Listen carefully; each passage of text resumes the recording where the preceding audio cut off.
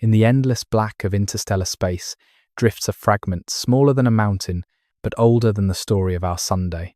It moves without sound, without intention, without care for the lives it passes in its cosmic wandering. Yet, somewhere within its cold mass, there may be the memory of a star long gone, a chemistry born of alien physics, a whisper of places where the constellations are arranged in unfamiliar symmetries. Astronomers call it 3I, Atlas, but before the name came, there was only wonder, an object uninvited, crossing the borders of the solar system as if tracing an invisible map no human mind could draw. It carries with it a silence more profound than any radio telescope has ever recorded. The interstellar medium through which it sails is not empty. It is a field of invisible whispers, particles of hydrogen, relic photons, and magnetic murmurs left over from the Big Bang. Through this ocean, 3I, Atlas glides, indifferent, tracing a trajectory shaped by eons of gravitational nudges and forgotten catastrophes. Its journey may have begun in the cradle of another world, torn from orbit during the violent infancy of a distant sun. For millions, perhaps billions of years, it wandered, unseen and untouched, before falling into the light of ours. The arrival of an interstellar traveller is more than a scientific event. It is a philosophical tremor. For all of human history, every rock, every comet, every grain of dust we studied belonged to this solar family, to the familiar choreography of our own planetary system. But here, suddenly, is something foreign, something that does not belong and cannot be explained by local origins. It is the embodiment of elsewhere, proof that the space between stars is not barren, but alive with movement and exchange. Imagine standing beneath a night sky and knowing that, somewhere up there, above the arc of the Milky Way, a messenger from another sun is passing silently across our system. No light betrays its purpose. No trail of ionized gas reveals its composition. It is a secret, moving through darkness. Humanity has always longed for a sign, for evidence that the universe beyond our reach might one day reach for us. And so, when that sign came not in the form of a radio signal or a golden craft, but a tumbling shard of alien stone, our telescopes turned, our minds awakened, and our deepest questions stirred. What does it mean that something born of another sun has entered ours? What cosmic accident set it free? And, more hauntingly, what if it is not alone? The vastness of space is indifferent to our wonder, yet we cannot help but project meaning into its silence. To look upon 3I, Atlas, is to gaze into the unspoken continuity of the cosmos, to recognize that even in a universe of chaos and cold, there are paths that intersect, however briefly. As it glides toward the outer planets, its path arcs in defiance of expectation, as though drawn by invisible fingers. Its surface reflects sunlight in strange, uneven flashes, tumbling like a wounded satellite, its brightness fluctuating in rhythms that suggest both randomness and design. And while we watch, the object continues onward, never slowing, never speaking, never returning. The story of 3I, Atlas, is not only a story of discovery but of perspective. It invites us to confront our smallness, to remember that the solar system itself is but a ripple in a sea of billions. The interstellar object does not bring us answers, but a mirror, a reminder that, in a cosmos so immense, we are all travelers between worlds, carried by forces we barely understand. In the quiet of night, as telescopes track its fading light, one truth remains clear. Somewhere, out there, more of these travelers are coming. Perhaps they always have been. Each one a story untold, a shard of the infinite, gliding silently through the dark between the stars. It began as a faint flicker against the deep black sky above Haleakala, the great volcanic peak of Maui. There, where the air is dry and thin and the atmosphere trembles less, a robotic eye was scanning the heavens. It belonged to the Asteroid Terrestrial Impact Last Alert System, or ATLAS, a sentinel designed not for poetry, but for protection. Its mission was simple: to find the small, fast, and dangerous visitors that might one day collide with Earth. Yet on a quiet night in 2019, it saw something no algorithm had been prepared for. At first, it was merely a moving point of light, a faint trail that crossed multiple exposures like a ghost in motion. Astronomers checked the coordinates again, ran the numbers twice, then 3 times. The object's trajectory made no sense. It was not bound to the Sunday, it came from beyond the heliopause, from the endless, star-strewn void that separates one solar kingdom from another. The last time humanity had seen such a thing, it was the now legendary Oumuamua, discovered in 2017. And even that first encounter had left more questions than answers. In the control rooms and offices where data streams converged, tension grew. Scientists spoke in low voices, careful and disbelieving, as orbital paths were calculated. This new visitor was on a hyperbolic trajectory, moving too fast ever to be captured by the sun's gravity. It would pass through our solar system once, and then vanish forever into the dark. They had found an interstellar traveler again. Its official designation was assigned 3I Atlas, the third confirmed object of interstellar origin ever detected by human eyes. The discovery spread quickly through observatories worldwide. Telescopes pivoted toward the new coordinates. Data requests flooded networks.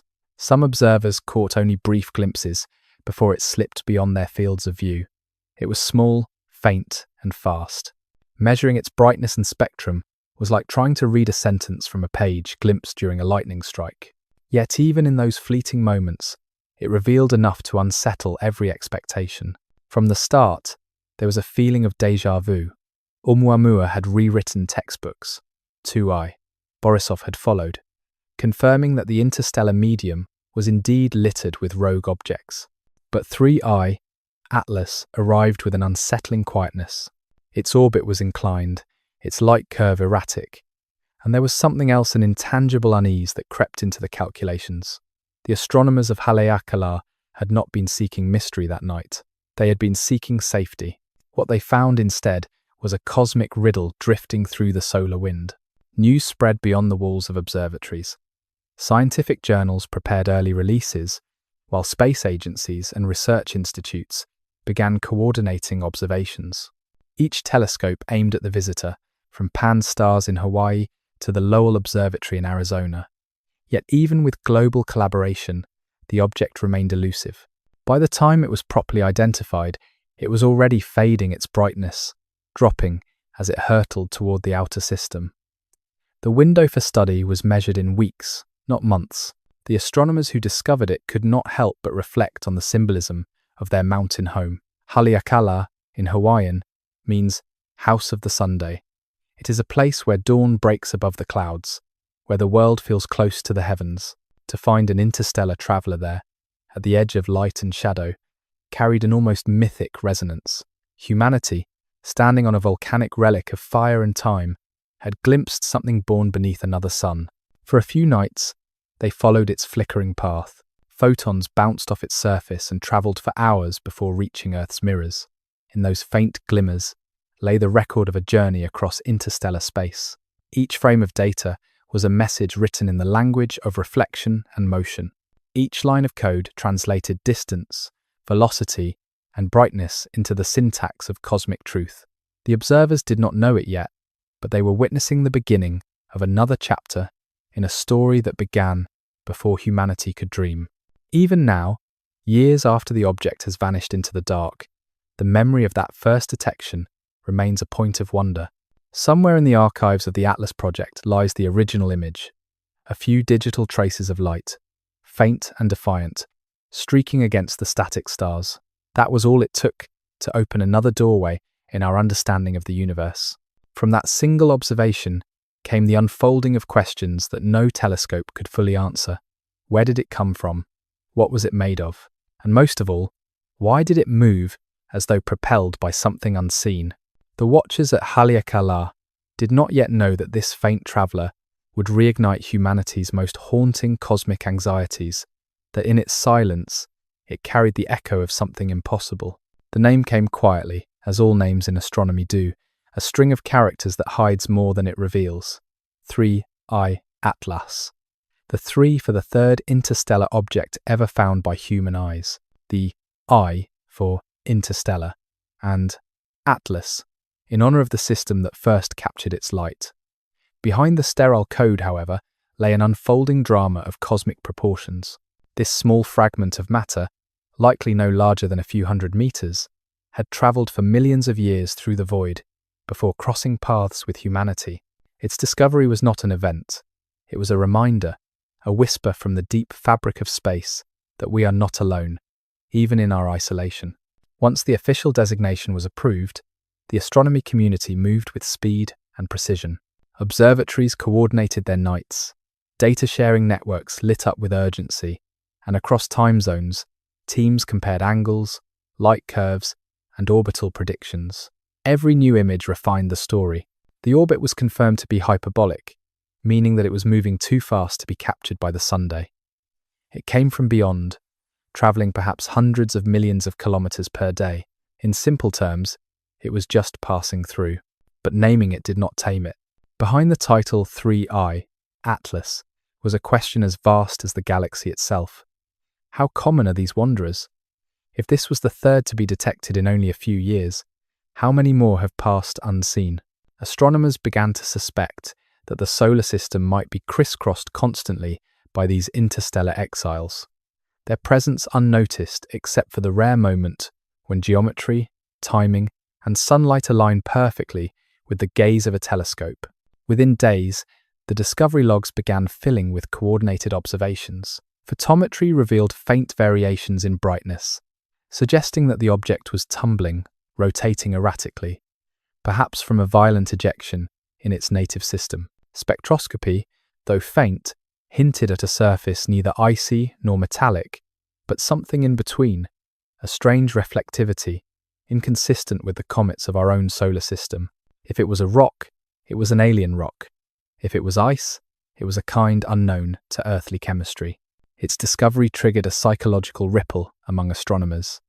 There was excitement, of course, but also an eerie undercurrent. A second interstellar visitor, Borisov, had resembled a comet, shedding gases as it approached the Sunday. But this one behaved differently.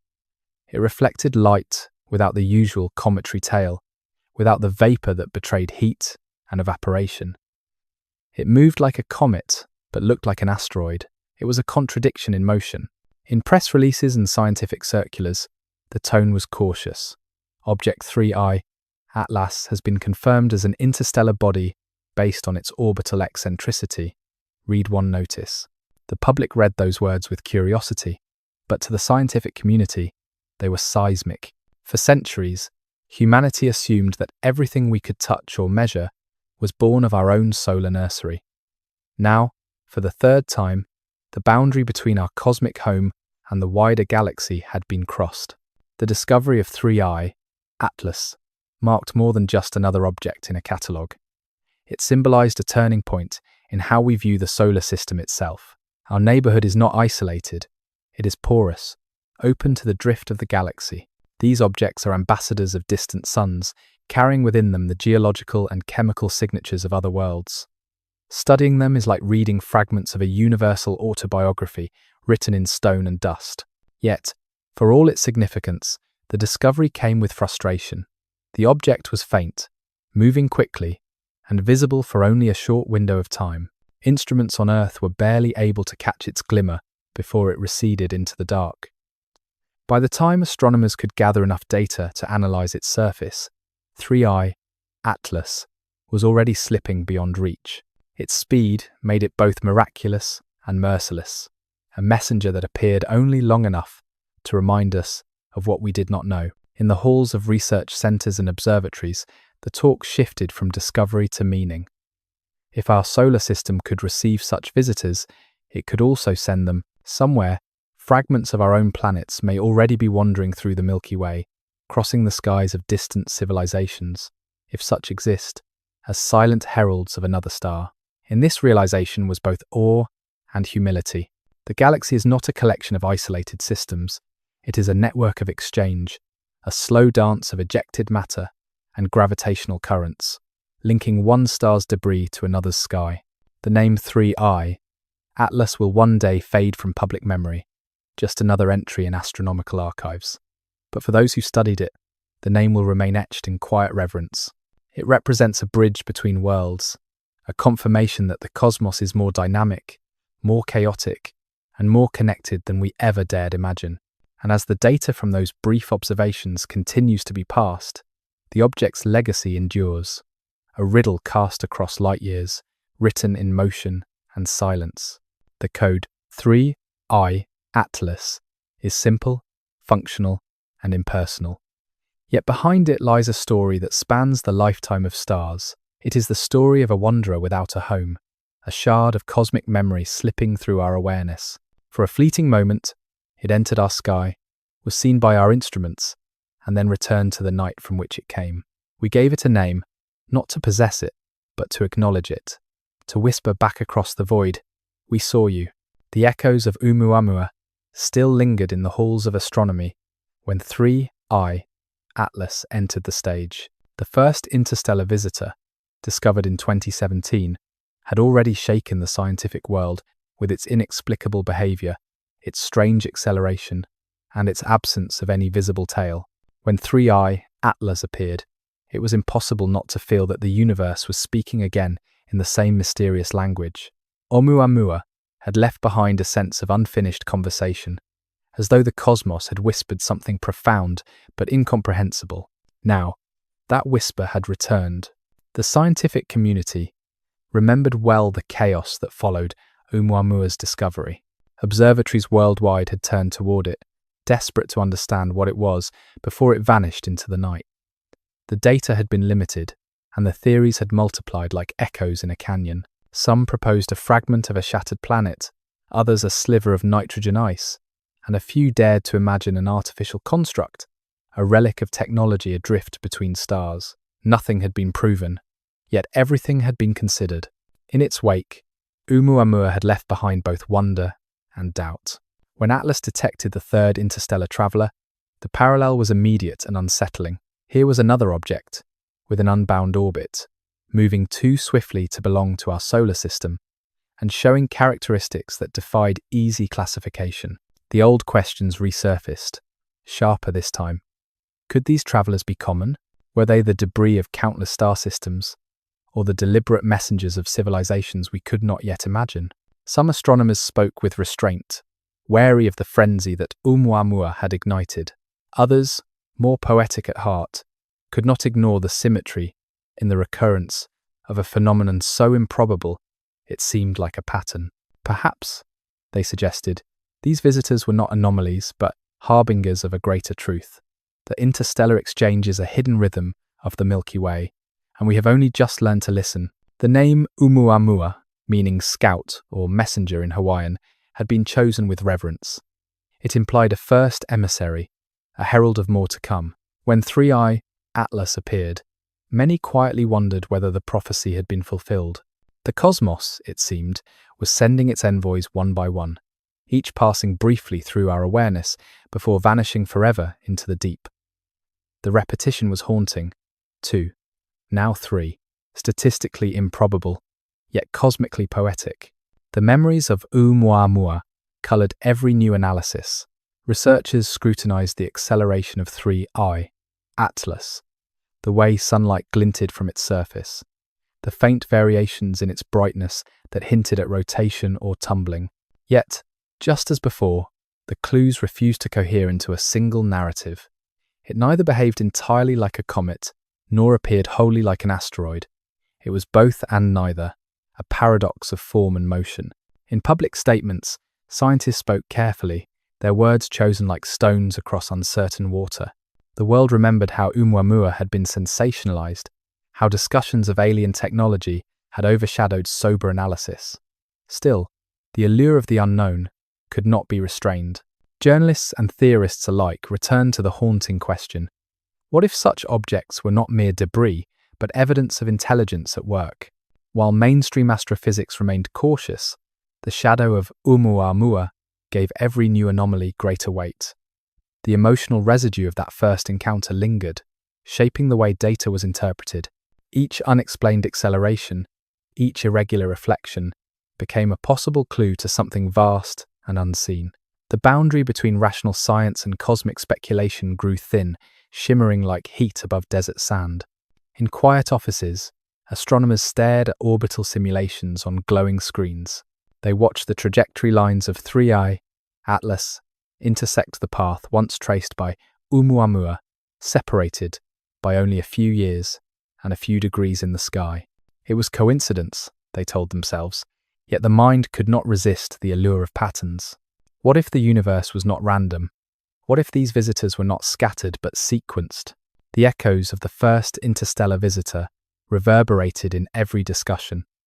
Even those who dismissed the wilder hypotheses could not deny the poetry of recurrence. 2 worlds had sent emissaries to our sun, and humanity had been awake enough to notice. It was as though, for a brief moment in the history of our species, the cosmic tide had turned its gaze toward us. And so, when 3I Atlas began to fade, the same sense of melancholy returned. Oumuamua had left scientists yearning for another chance, another opportunity to observe, to measure, to understand. Now that chance had come, and again it was slipping away. Telescopes strained against the limits of their optics. Data raced against time. In the final frames of observation, both awe and regret mingled. The universe had spoken again, and again its voice was fading into silence. Perhaps the story of Oumuamua was never meant to end with one object. Perhaps it was a prelude, a reminder that the universe is not a quiet place of stillness, but a sea of motion and encounter. 3I Atlas, following in its predecessor's invisible wake, became part of a larger conversation, a continuing dialogue between the stars and those who listen beneath them. Its motion did not align with expectation. When astronomers plotted the path of 3I Atlas across the celestial sphere, the orbit traced something peculiar, something that refused to sit quietly within the laws that usually bind comets and asteroids. Its curve was sharper than gravity alone could explain. Each recalculation produced a faint discrepancy, a gentle but persistent deviation from the arc dictated by Newton's perfection. To the human eye, it was nothing more than numbers on a screen, but to physicists, those numbers trembled like whispers of rebellion in the language of the cosmos. At first, observers thought it might be a measurement error. The distances were immense, the object faint, and the time between data points far too short. But as the weeks passed, and more observations accumulated from different observatories, the deviation held. It was as though 3I Atlas had found a way to glide just slightly outside the rules, accelerating in a manner that no visible mechanism could explain. The pull of the sun alone could not account for its motion. That small anomaly became a source of fascination and unease. Nature, when defying its own symmetry, invites obsession. Astronomers remembered Oumuamua's mysterious acceleration and shuddered at the resemblance. Both objects seemed to be propelled by an invisible hand. Yet 3I Atlas showed no signs of the gas jets or sublimation that explain ordinary cometary thrust. Its brightness did not change in the expected way. Its rotation remained chaotic but stable. It was as if some silent pressure was pushing it along, a nudge without a source. Speculations bloomed. Radiation pressure from sunlight. That would require a surface area far larger and thinner than typical rock. Perhaps the object was a fractured sheet of icy material, or something even stranger, a wafer of unknown composition that interacted with starlight differently than anything we had encountered. Some dared to propose it might be a fragment of frozen hydrogen or nitrogen, whose volatile surface evaporated invisibly under solar heat. Others, still unsatisfied, turned toward the realm of theoretical physics, where equations allow for possibilities stranger than fiction. Within scientific journals, the discussions were restrained but charged. Each model that attempted to explain the anomaly opened new questions. If it was radiation pressure, why did it not spin more rapidly? If it was outgassing, why was there no detectable trace of vapor? Every hypothesis answered one riddle, only to summon another. The deeper astronomers peered into the data, the more elusive the truth became. It was a puzzle of motion, one that seemed to echo across the vastness of interstellar space, as a quiet defiance of our understanding. Across the globe, research teams worked through the night, feeding observations into simulation software, running orbital integrators that projected centuries into the past and future. What they found only added to the mystery. The object's approach trajectory placed its origin outside the galactic plane, from a direction unremarkable in the maps of nearby stars. It had come not from a known system, but from a region of interstellar emptiness, a traveler without an origin, crossing our cosmic neighborhood by pure coincidence or by something more intricate. For a brief time, the motion of 3I, Atlas, became the most analyzed path in the sky. Students stayed awake to download telescope logs, comparing light curves between observatories. In those numbers, they sought the shape of the impossible. What kind of object, flung across light years, could retain enough coherence to move in defiance of known forces? Was this the nature of interstellar fragments? Or was it something unique, something designed to endure? Even as explanations grew more creative, one truth settled like dust across every conversation. The universe was not as stable as we had once believed. In every century, humankind has imagined the cosmos as a system of balance and law, a clockwork masterpiece where gravity reigns supreme. Yet here, before our telescopes, was a fragment of chaos, a thing moving as if aware of its own trajectory, slipping free of our equations with quiet grace. If the anomaly were small, it could have been dismissed. But in science, small anomalies often carry the weight of revelation. The orbit of Mercury once exposed the curvature of spacetime. A minor shift in spectral lines unveiled the expansion of the universe. Perhaps, in time, the strange motion of 3I, Atlas, would reveal something equally profound, a flaw in our understanding, or a glimpse into a deeper symmetry still hidden within nature's code. For now, the numbers spoke softly, their meaning uncertain. On charts and diagrams, the trajectory was just a thin line arcing across a digital void. Yet behind that line was the pulse of something immense, something that seemed to whisper that the universe is never finished, that its laws are not fixed monuments, but living patterns.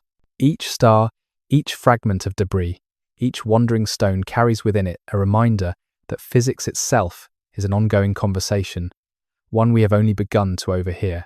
As 3I, Atlas, continued its flight, the world's telescopes followed, chasing the faint thread of light that connected us to this visitor from beyond. It was a pursuit not merely of data, but of meaning, a quest to understand how something so small could unsettle everything we thought we knew. And though the numbers could not yet speak plainly, they carried a quiet message that lingered long after the screens went dark. The cosmos, in its endless motion, still has secrets it keeps close. The question soon turned toward light itself. If gravity could not explain the strange acceleration of 3I, Atlas, then perhaps the answer was written in the subtle push of photons. The idea was not new. Sunlight exerts pressure, a delicate but constant force. For ordinary asteroids, it is negligible. Yet for something extraordinarily light and thin, the radiation from a star could act like wind in a sail. The concept seemed improbable, but the data kept whispering the same story. Whatever was moving 3I, Atlas, it was not mass pulling, it was light pushing. In scientific papers, the phrase radiation pressure began to appear beside the object's name. It was not an accusation of alien engineering, though some were quick to leap to that thought. It was a mathematical curiosity, a recognition that the universe itself can apply force through illumination. A photon carries momentum, and when billions of them strike a surface, even the smallest imbalance can become motion. The puzzle lay in the material. What kind of object could harness that pressure so effectively? Some scientists proposed that 3I, Atlas, might be a fragment of a long-vanished comet, its icy shell evaporated by countless passes near distant suns. What remained could be a porous skeleton, almost like cosmic foam, light enough to be pushed by radiation. Others suggested it might be an exotic form of ice, perhaps molecular hydrogen or nitrogen, that sublimated invisibly, producing thrust without visible vapor. A few dared to imagine something even more extraordinary, a relic of advanced design, an ancient sail drifting endlessly, its purpose forgotten. For every theory, there were equations, and for every equation, there were counter-arguments. A porous structure might explain the lightness, but not the observed brightness. Hydrogen ice could exist, but it would evaporate too quickly to survive an interstellar journey. The idea of alien technology, while irresistible to the imagination, was impossible to prove. The scientific method demanded evidence, and all that existed was light reflected, scattered, and fading. The idea of sunlight as a propelling force invited deeper reflection. Stars, after all, are not just sources of heat and life. They are engines that breathe outward, their radiation shaping the destinies of dust and rock. Around every star, a slow wind carries energy that sculpts the architecture of worlds. If 3I, Atlas, was truly being moved by that breath, it was a vessel caught in a universal current, guided not by will but by the quiet physics of illumination. As telescopes followed the object through its diminishing arc, its brightness fluctuated irregularly. These flashes of reflected sunlight revealed that it was tumbling, perhaps chaotically, showing different faces to the Sunday. Each twist altered the push of radiation, creating a dance between light and motion that no model could fully capture. Observers imagined it spinning through the void like a shard of glass adrift on a solar tide. Somewhere in the calculations, there was poetry.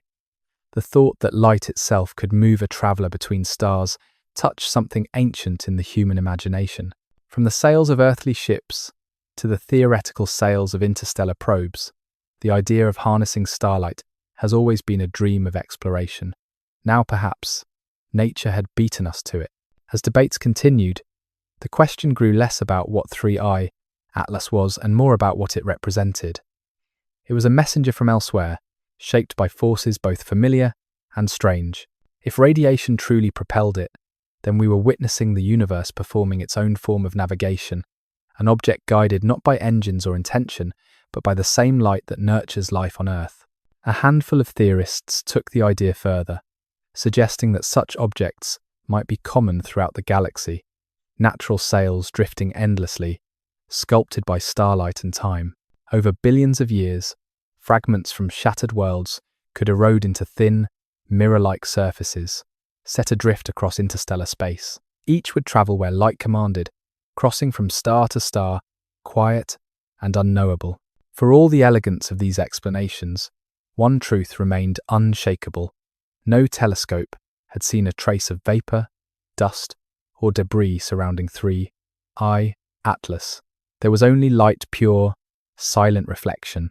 The absence of a visible tail, the stability of its brightness, and the mystery of its motion all pointed towards something unique. Whatever the object was, it did not behave like the comets and asteroids we had studied for centuries.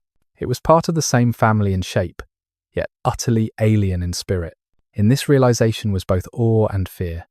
If such objects could move without obeying our expectations, how many others had already passed unseen? How many had drifted through our system in eras before humanity ever looked up? The more astronomers learned, the less they understood. The universe, illuminated by its own light, seemed to hint that knowledge itself might have limits. Night after night, telescopes tracked the visitor until it was too faint to follow. The data points ended abruptly, the final measurements swallowed by noise. Yet, within those last numbers, lay the faint signature of something enduring, a reminder that the cosmos moves not only through gravity, but through radiance, through the quiet insistence of light upon matter. 3I Atlas had come and gone, a brief shimmer in the flow of photons, propelled by the same light that reaches our eyes when we look up and wonder. The deeper the telescopes looked, the quieter 3I Atlas became. It reflected sunlight, but gave nothing back beyond that pale gleam. No coma surrounded it, no plume of gas betrayed internal warmth. In the vacuum of space, comets usually breathe. Ice vaporizes, dust erupts, and the faint blue glow of a tail reveals both movement and decay. Yet this object remained still in its silence. Every wavelength study returned the same conclusion. It was inert, untouched by the warmth of the sun, cold, even when it should have been alive. Astronomers began to search for the faintest traces of chemical signatures. Spectrographs were aimed toward its path, their lenses drinking starlight, their sensors tuned to capture the ghostly fingerprints of molecules. Hydrogen, carbon monoxide, water vapor, all were absent. What came through instead was a smooth continuum, a reflection like that of stone or metal, unbroken by the telltale dips of emission or absorption lines. It was, to the instruments, a mirror without a story. No one could quite agree on what that meant. Some suspected a rocky fragment, baked for millennia by cosmic radiation until its surface turned glass-like and sealed. Others imagined a relic of an ancient planetary collision, its composition stripped of volatiles long ago. A few researchers entertained the thought of something artificial, a material engineered to resist heat and radiation, but that idea remained unspoken in official reports.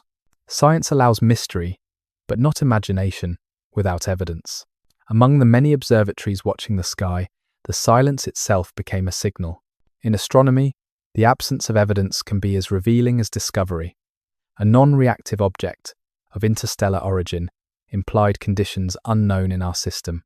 It meant that somewhere out there, beyond our small sun, planetary systems existed with their own chemistries, their own strange physics. Every detail of the object's quietness pointed to difference, to otherness. Time, however, was the enemy. The object moved faster each night, shrinking into the outer darkness. Its brightness dropped below the limits of most telescopes, leaving only a few able to track it. Astronomers knew the window was closing. Data rushed through cables to processing centers around the world, where teams tried to extract every last photon of meaning before the signal was lost. They adjusted for atmospheric interference, corrected for motion, and stacked images to reveal what no single exposure could show. Still, the result remained the same: light and silence. In scientific meetings, the tone shifted from analysis to philosophy. The visitor had spoken only through reflection, and now it was vanishing. What could be learned from something that refused to reveal itself? Some saw this as a lesson in humility. Humanity, after all, had just begun to step beyond its cradle, and already the universe had reminded us that most of its truths remain hidden. Others felt a deeper discomfort, the sense that the cosmos was capable of secrecy, that its vastness included not just the unknown, but the unknowable. In those final weeks of observation, researchers turned to speculation guided by data. If the object was solid and non-reactive, then perhaps its journey had erased its volatility. Traveling for millions of years through interstellar space, bombarded by radiation, its surface might have hardened into a shell of graphite-like carbon. Underneath could lie frozen material, untouched since before Earth formed. The thought carried an eerie beauty, that beneath its inert exterior, 3I Atlas might hold the memory of another sun's beginnings. When the object finally grew too faint to see, the last images were archived like relics. In them, the light of 3I Atlas appeared as a few scattered pixels, lost among the background stars. Yet those pixels contained an emotional gravity far beyond their brightness. They were the last recorded evidence of a traveller that came from elsewhere, passed in silence, and disappeared without explanation. In conversations that followed, astronomers described the event not in terms of discovery, but of encounter. 3I Atlas had not been studied so much as witnessed. It had moved through our system like a thought through a dream present for a moment, leaving behind only a faint residue of wonder. What remained was not certainty but longing, a desire to see more, to know more, to listen more closely to the quiet language of space. Long after it vanished, the data was revisited again and again. Small anomalies appeared in reanalysis, tiny fluctuations in brightness, minute deviations in trajectory. Each new detail reignited curiosity, like a fading echo refusing to die out. Yet the essential truth stayed the same. It was gone, and its silence was final. And so, 3I Atlas became a symbol within the astronomical community, not of knowledge gained, but of the humility that follows failure. It reminded the world that even with the most powerful instruments, we remain children beneath an infinite sky, listening for voices that may never speak again. The universe had sent us another messenger, but this one came with no words, no signal, no trace of intention, only reflection, and then nothing. The nights after its disappearance felt hollow. The data had ended, but the questions had not. Astronomers reviewed the last few weeks of observations, tracing the fading path of 3I Atlas across the star maps like detectives studying a crime scene. There was a strange melancholy in the work. To lose an interstellar visitor so soon after finding it felt like listening to a story that stops mid-sentence. The universe had revealed a fragment of its mystery, then withdrawn it, leaving humanity suspended in uncertainty. With the object gone, scientists turned to reconstruction. Using every recorded frame, they attempted to rebuild its flight through the solar system.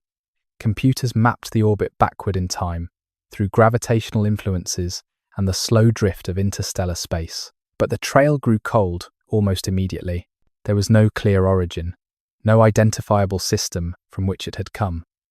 Its path appeared random, like a leaf caught in a current that had long forgotten its source. The mystery of its birthplace deepened with every simulation. In these gaps of knowledge, speculation thrived. Perhaps the object had been expelled from a young planetary system, cast away during a violent collision. Perhaps it had been travelling for hundreds of millions of years, its surface weathered by cosmic rays until it resembled nothing we knew. Some models even suggested it might not be a single piece at all, but a cluster of fragments loosely bound by ancient gravity, disintegrating as it passed the Sunday. The truth lay beyond the reach of evidence. Within research groups, the frustration was palpable. Even as technology advanced, the sky remained a place of fleeting encounters. These visitors moved too fast, too unpredictably, for our instruments to follow. The gap between detection and disappearance was a matter of days or weeks. For a species that measures progress in decades, that brevity felt cruel. A handful of images, a curve of numbers, a trail of reflection, that was all we had to represent, a phenomenon that crossed eternity.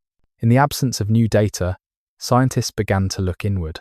What did it mean that such objects exist? If interstellar travelers move among the stars by the millions, then space is not a void, but a living field of migration. Every star may shed pieces of itself, flinging them outward through cosmic accidents, planetary collisions, or the slow unbinding of systems. Over eons, those fragments become messengers, carrying the mineral and chemical fingerprints of alien worlds. 3i. Atlas might have been one such messenger, a record of creation written in its own atoms. A few researchers compared its disappearance to the loss of a message in a bottle. It had reached us, but we had no time to read the note inside. The data we collected, though limited, still hinted at strangeness. Its albedo, or reflectivity, did not match known materials. Its rotational period, inferred from light fluctuations, was chaotic yet oddly stable, like an unbalanced top spinning in slow motion. These small clues formed a portrait of an object caught between categories. Neither comet nor asteroid, neither icy nor metallic, but something entirely new. In private conversations, some astronomers confessed to an emotional attachment to the object. Science often demands detachment, yet there was something profoundly human in the act of watching a visitor from another star. To see it glide across our skies was to confront the enormity of time itself. Each photon it reflected had travelled for millions of years before reaching a human retina. In that sense, every observation was a meeting across ages.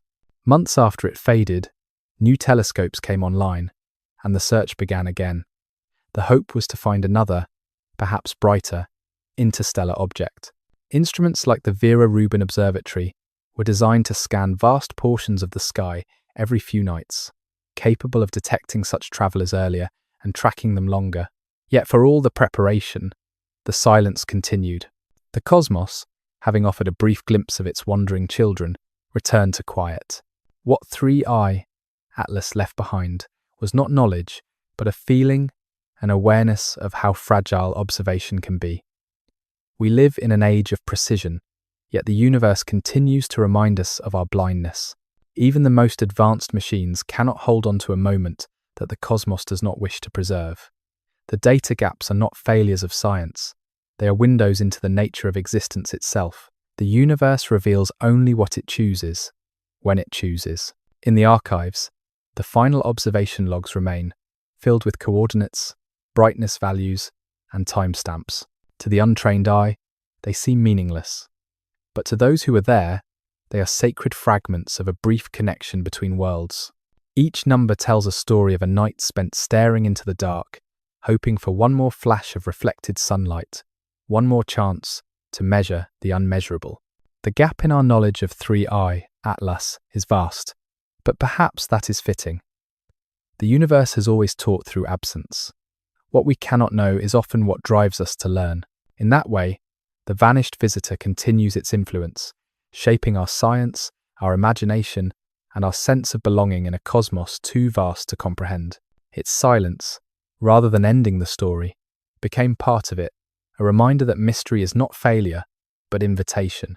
When the final observations were filed, and the last pixels of 3I, Atlas, faded into data noise, a quiet sense of shock spread through the astronomical community. The discovery had lasted only a few fleeting nights, yet its implications reached far beyond the limited window of study. The universe, which once seemed composed of stable and predictable systems, now appeared filled with wild drifters, objects unbound by any star, traveling freely through the galactic wilderness. For generations, scientists had believed that our solar system's asteroids and comets were the standard of cosmic order. Now that illusion began to crumble. In academic conferences that followed, a hum of unease replaced triumph. The discussion no longer centered on what 3I, Atlas was, but on what it meant for physics itself. If interstellar objects truly behaved in ways gravity alone could not explain, then our understanding of celestial dynamics might be incomplete. Small deviations in motion are not merely curiosities, they are potential cracks in the foundation of knowledge. The smallest anomaly has always been the doorway to revolution. It was such a crack, after all, that once revealed the presence of Neptune, that explained the precession of Mercury, that opened the path to Einstein's curved space-time. Now, once again, a sliver of deviation had unsettled the familiar. Physicists found themselves confronting uncomfortable questions. Could the standard models of orbital motion truly account for the complexity of interstellar debris? Were there forces in the galaxy not yet catalogued, interactions that unfold subtly across millions of kilometers? These were not questions easily answered, yet they carried an urgency that went beyond curiosity. Each new visitor from beyond the sun was not just a spectacle, it was a test of our theories, a trial set by the universe itself. For the broader scientific world, the discovery of 3I, Atlas, was both exhilarating and humbling. It was proof that our instruments had reached a new level of sensitivity, capable of catching travelers that had escaped detection for all of human history. At the same time, it exposed the limitations of that achievement. We could detect such objects, yes, but only for a brief moment, before they vanished forever. Knowledge was attainable, but only as a passing reflection. That transience echoed through the scientific papers written in the months that followed. The excitement of discovery was laced with a kind of existential unease. In some corners of the research community, a more philosophical tone began to surface. The universe, it seemed, did not conform to our desire for permanence or clarity. Instead, it offered fragments of understanding, glimpses through a window that opened only briefly. Perhaps, some argued, that was the true lesson of 3I, Atlas. Not that the laws of physics were wrong, but that our capacity to observe them was temporary. The cosmos reveals itself in moments, not in certainties. Discussions in observatories turned reflective. Veteran astronomers remembered how, decades earlier, the first exoplanets had been discovered through small, inexplicable shifts in starlight. At that time, too, there had been disbelief. Worlds beyond the solar system had seemed like speculation, but evidence, small and relentless, had forced acceptance. Now a similar shift was occurring. Interstellar objects, once considered almost mythical, were proving not only real, but more complex than imagined. The discovery of 3I, Atlas, made it clear that the space between stars was not empty, it was alive with motion. To many, that realization was both beautiful and terrifying. If countless fragments were moving between systems, then the solar system was not a closed sanctuary, but a crossroads in a galactic stream.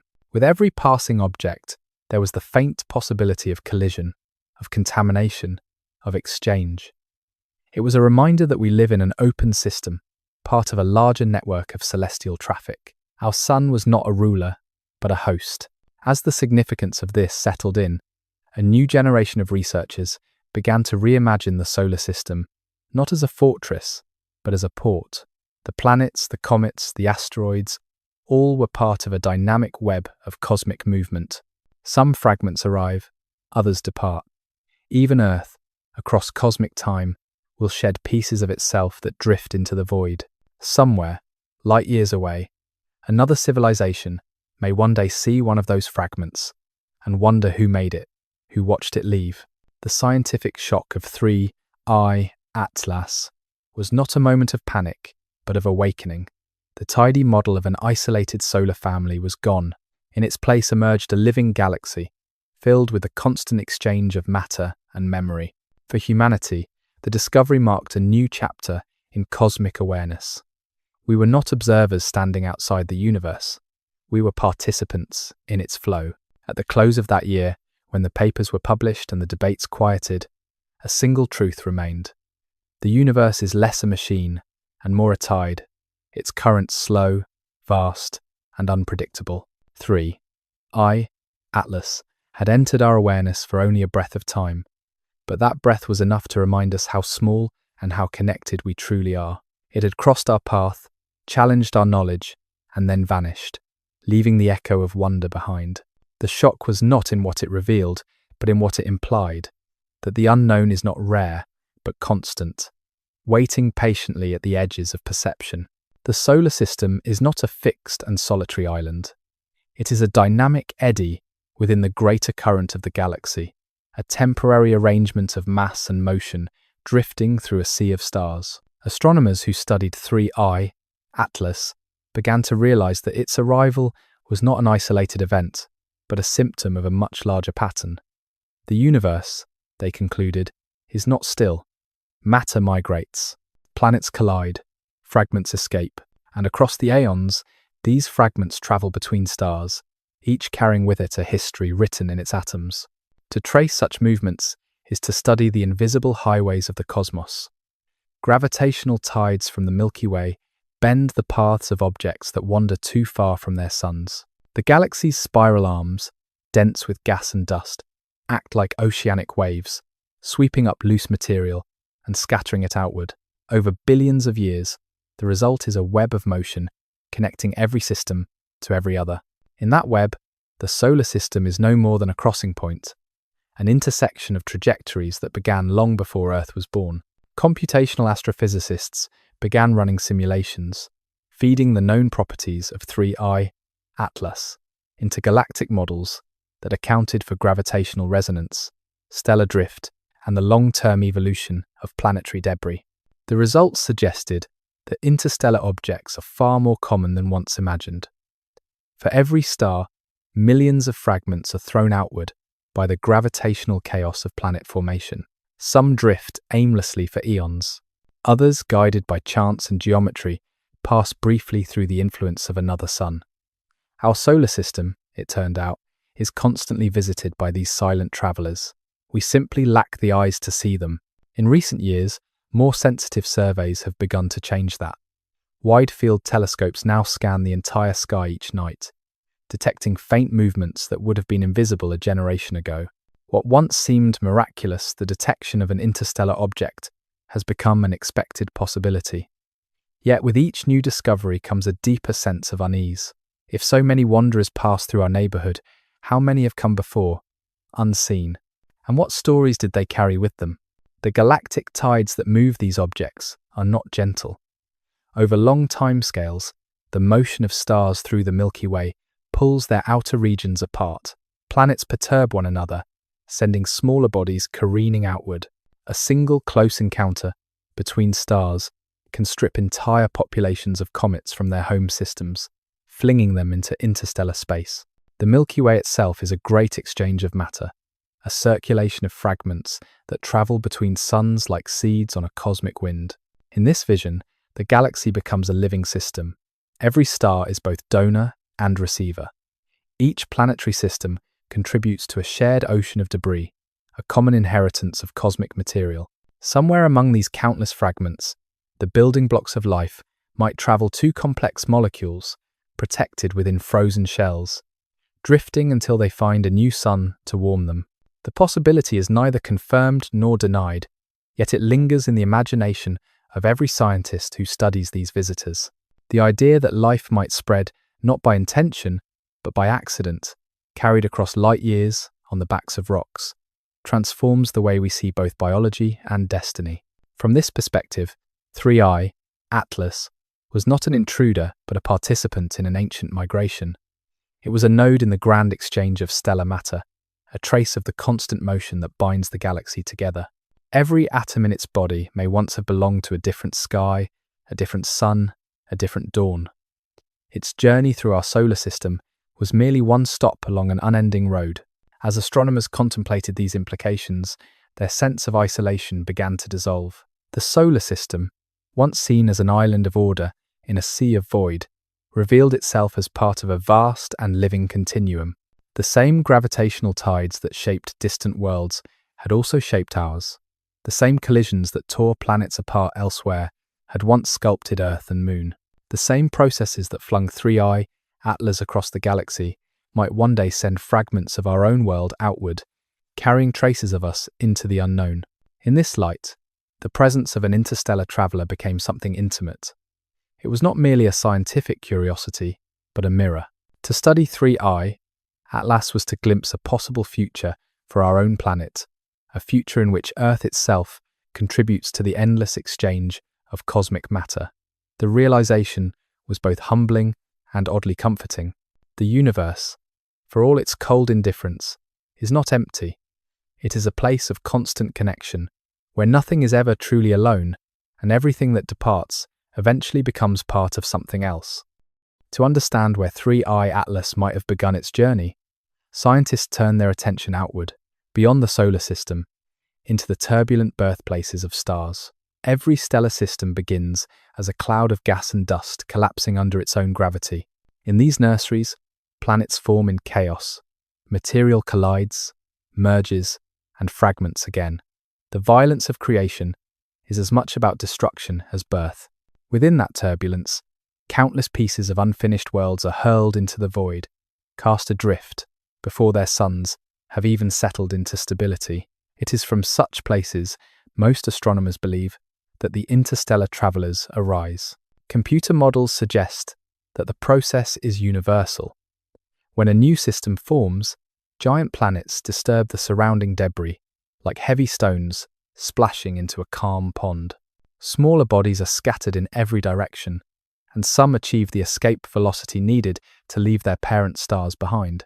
Over millions of years, these fragments populate the interstellar medium, turning the galaxy into a quiet storm of moving worlds. To the human eye, they are invisible. To the instruments that can find them, they are fossils of creation itself. Researchers tried to trace the path of 3I, Atlas, backward through time, using its trajectory and velocity as clues. It was like rewinding a film in which the stars themselves drift across the frame. They accounted for the motions of nearby systems, the slow rotation of the Milky Way, and the gravitational nudges of unseen matter. Yet even with such precision, the models could only narrow its origin to a vague region of the sky, far from any known young stars. The object had travelled too far, for too long. Its history had been erased by distance and time. Still, the imagination of science does not rest easily. Some astronomers suggested that 3I, Atlas, might have come from a dying system rather than a young one, a place where planets had been torn apart by expanding stars. When a sun grows old, it swells into a red giant, consuming its inner planets and throwing off waves of energy that can eject debris into space.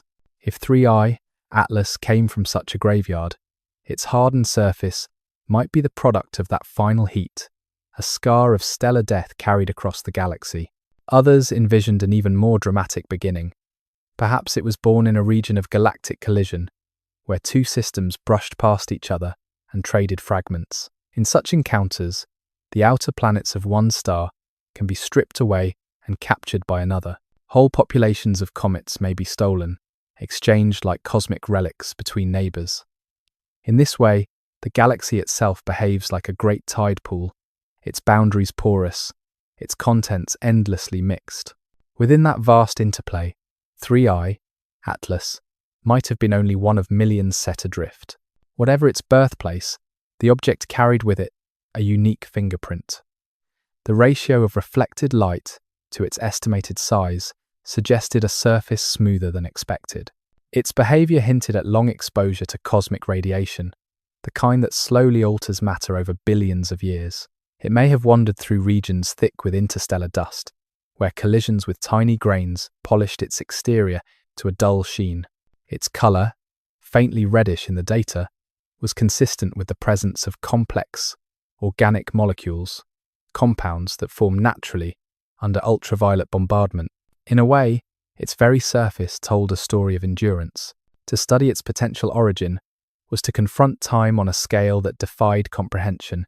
If 3I, Atlas, had been traveling for even a fraction of the galaxy's age, it might have witnessed events older than our Sun, crossing regions that no human will ever see. The idea stirred both awe and melancholy among the scientists who traced its motion.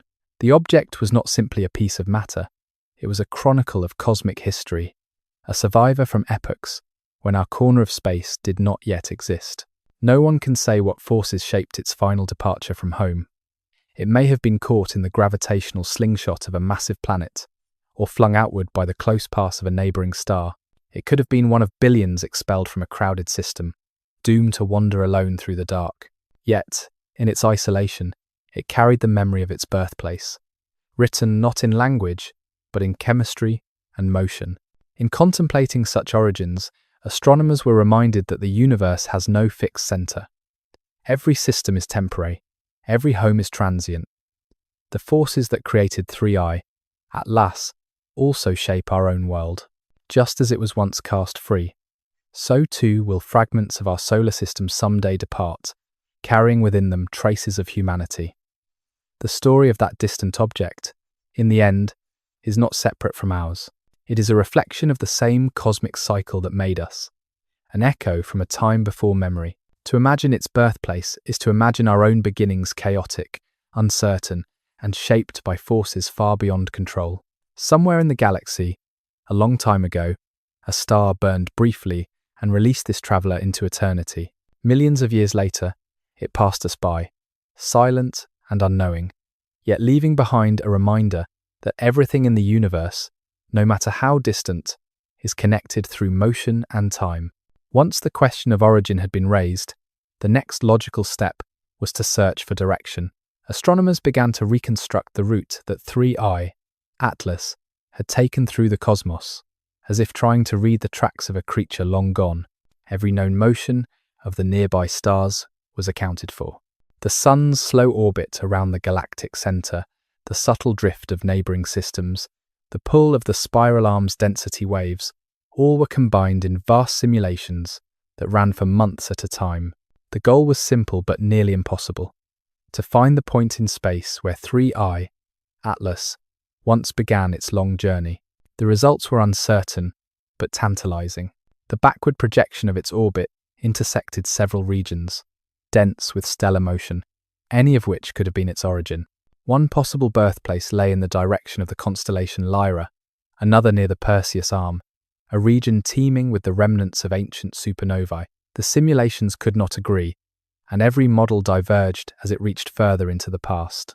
The galaxy's gravitational field is too complex, its currents too intertwined, for any calculation to remain stable beyond a few million years. The truth of its past was swallowed by chaos. Still, the effort itself was remarkable. Scientists used data from the Gaia Space Observatory, which measures the positions and movements of more than 1 billion stars. By comparing 3I, Atlas's trajectory to this galactic map, researchers hope to identify a system whose past motion might have aligned with the object's entry vector. It was an act of forensic astronomy, an attempt to match a cosmic fingerprint across the endless archives of the Milky Way. Although the result was inconclusive, it demonstrated how far human ingenuity could reach into the dark. In one particularly elegant study, a team proposed that 3I, Atlas, might have been expelled during the early formation of a binary star system. When two stars form close together, their gravitational dance can throw smaller bodies outward, like stones from a sling.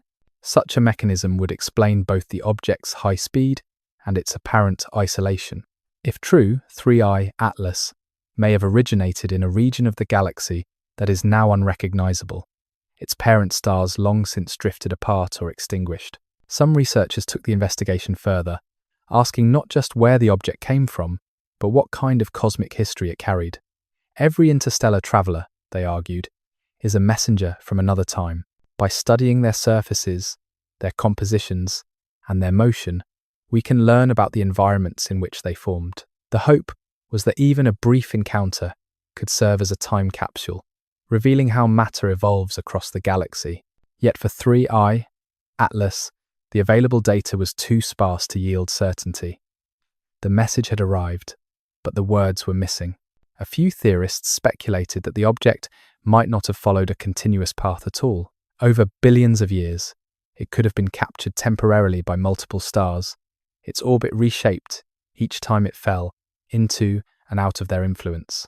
In this view, 3I, Atlas, was less a traveller with a single origin and more a wanderer of the galaxy, passed from system to system, like a grain of dust in a shifting wind.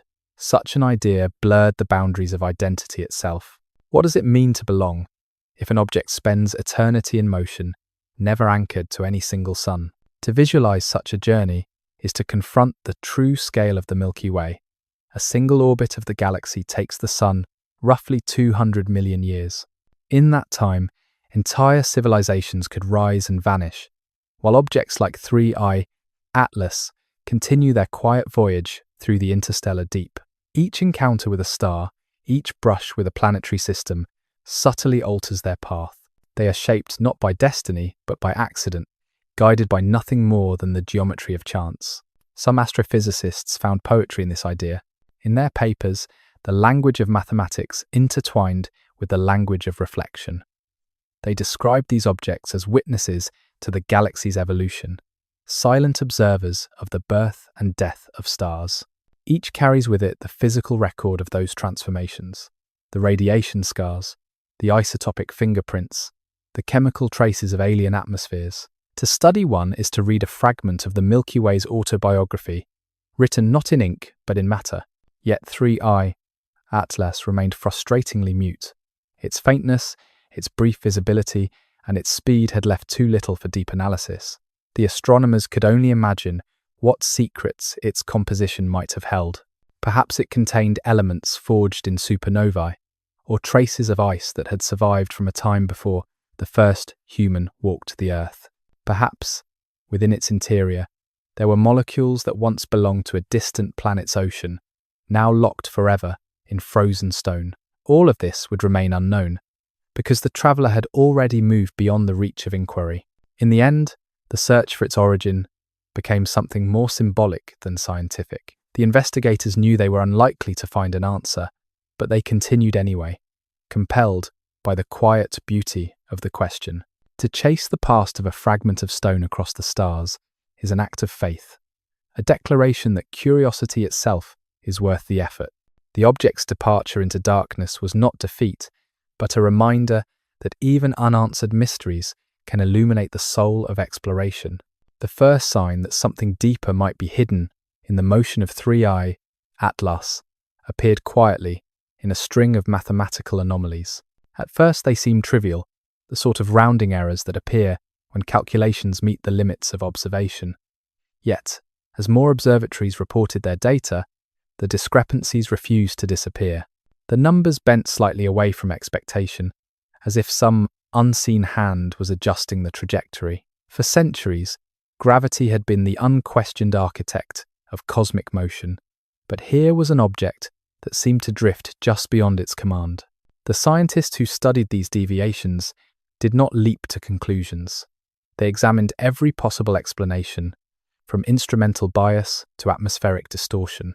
Still, the effect persisted. Each refined observation confirmed that 3I, Atlas, was moving just a little faster than gravity alone could justify. The acceleration was minuscule, yet precise enough to matter. In physics, such small inconsistencies are rarely accidents. They are signposts, marking places where human understanding begins to falter.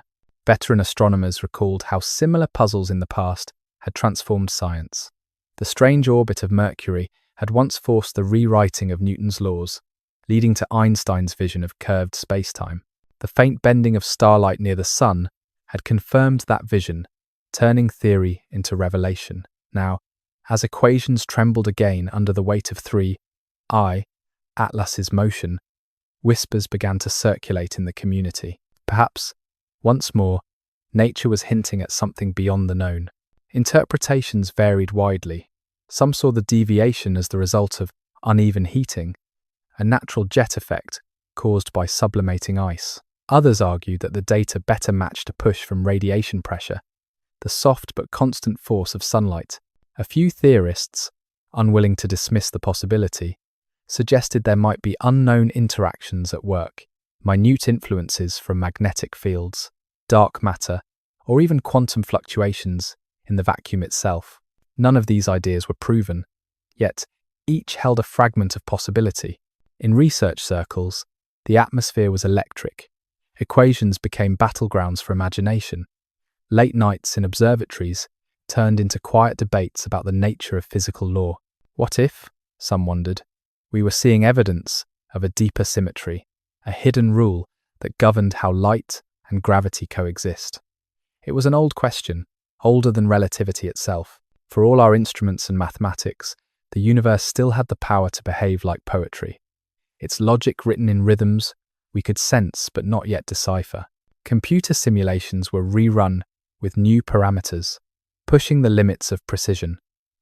Each iteration brought the models closer to the data, but none could close the gap entirely. Even the best explanations left a residue of uncertainty, a sliver of difference between prediction and observation. It was as though the cosmos were whispering, "You are close, but not yet close enough." That whisper haunted the researchers. In science, humility often begins with the smallest numbers. Philosophers of science found meaning in the discomfort. They reminded their colleagues that progress often begins with doubt, that anomalies are not failures but invitations. The trembling of an equation is the heartbeat of discovery. Perhaps, they suggested, the motion of 3I, Atlas, was not a contradiction, but a clue to something deeper. A reminder that even after centuries of exploration, we still do not know what holds the universe together. In lectures and journal articles, the tone shifted from explanation to reflection. Some physicists proposed that the laws of motion might behave differently on interstellar scales, subtly altered by the structure of space-time itself. Others speculated that dark energy, the mysterious force accelerating the expansion of the universe, might exert tiny effects, even within the realm of comets and asteroids. None of these theories could be tested easily, yet the questions they raised were irresistible. The smallest anomaly had become a portal to the largest mysteries. Within that tension lay something profoundly human. Science is not merely the search for answers, but the art of living with uncertainty. The people who studied 3I, Atlas, found themselves standing at the edge of comprehension, peering into a space where mathematics begins to resemble faith. The object moved on, oblivious to their struggles, but in its wake, it left a trail of questions that would not fade. Long after it vanished beyond the reach of telescopes, the data continued to haunt the models. Each recalculation produced a familiar unease, a sense that something fundamental had been overlooked. It was as if the universe had left a note, written in the motion of a single rock, daring humanity to read it. Perhaps the message was not one of defiance, but of reminder that knowledge itself is provisional, that the cosmos remains larger than the minds that study it. In that realization, the trembling of equations became something sacred, the echo of creation reminding us that perfection is never the goal, only pursuit. Out of those anomalies grew a gallery of possibilities. Each hypothesis reached toward a truth that refused to be grasped, and each new model opened more questions than it resolved. Scientists proposed mechanisms both elegant and improbable. Some believed that 3I, Atlas, was a piece of frozen hydrogen, so light and volatile that sunlight itself could drive it forward like a breath on a feather. Others pictured it as a thin shard of cosmic foam, a lattice of carbon and dust sculpted by radiation into a structure that defied weight. The more imaginative among them suggested something stranger still, a relic of intelligent design, a fragment of technology adrift for ages, obeying physics in ways humanity had yet to discover. The possibility of a natural explanation remained the favored path, yet even that required the imagination to stretch. If the object were made of hydrogen ice, it must have formed in an environment near absolute zero, somewhere deep within the birth clouds of a dying star. But such material would evaporate quickly when exposed to starlight. To have survived its journey to the inner solar system, it would have needed to drift in the shadows between suns for millions of years, shielded by the dark. Few could reconcile this with observation. The physics allowed it, but the probability mocked it. Those who entertained the notion of a fractal dust sail were met with skepticism, though the idea had its own quiet poetry. If sunlight could move a fragment of matter across interstellar distances, then perhaps the galaxy itself was filled with natural sails, delicate membranes, formed by chance, carried on the eternal wind of photons. In that vision, 3I, Atlas, was not an anomaly, but a participant in the slow migration of light and matter, one of countless seeds drifting through the void. Yet the suggestion of artificiality lingered in the background like a shadow no one wished to name.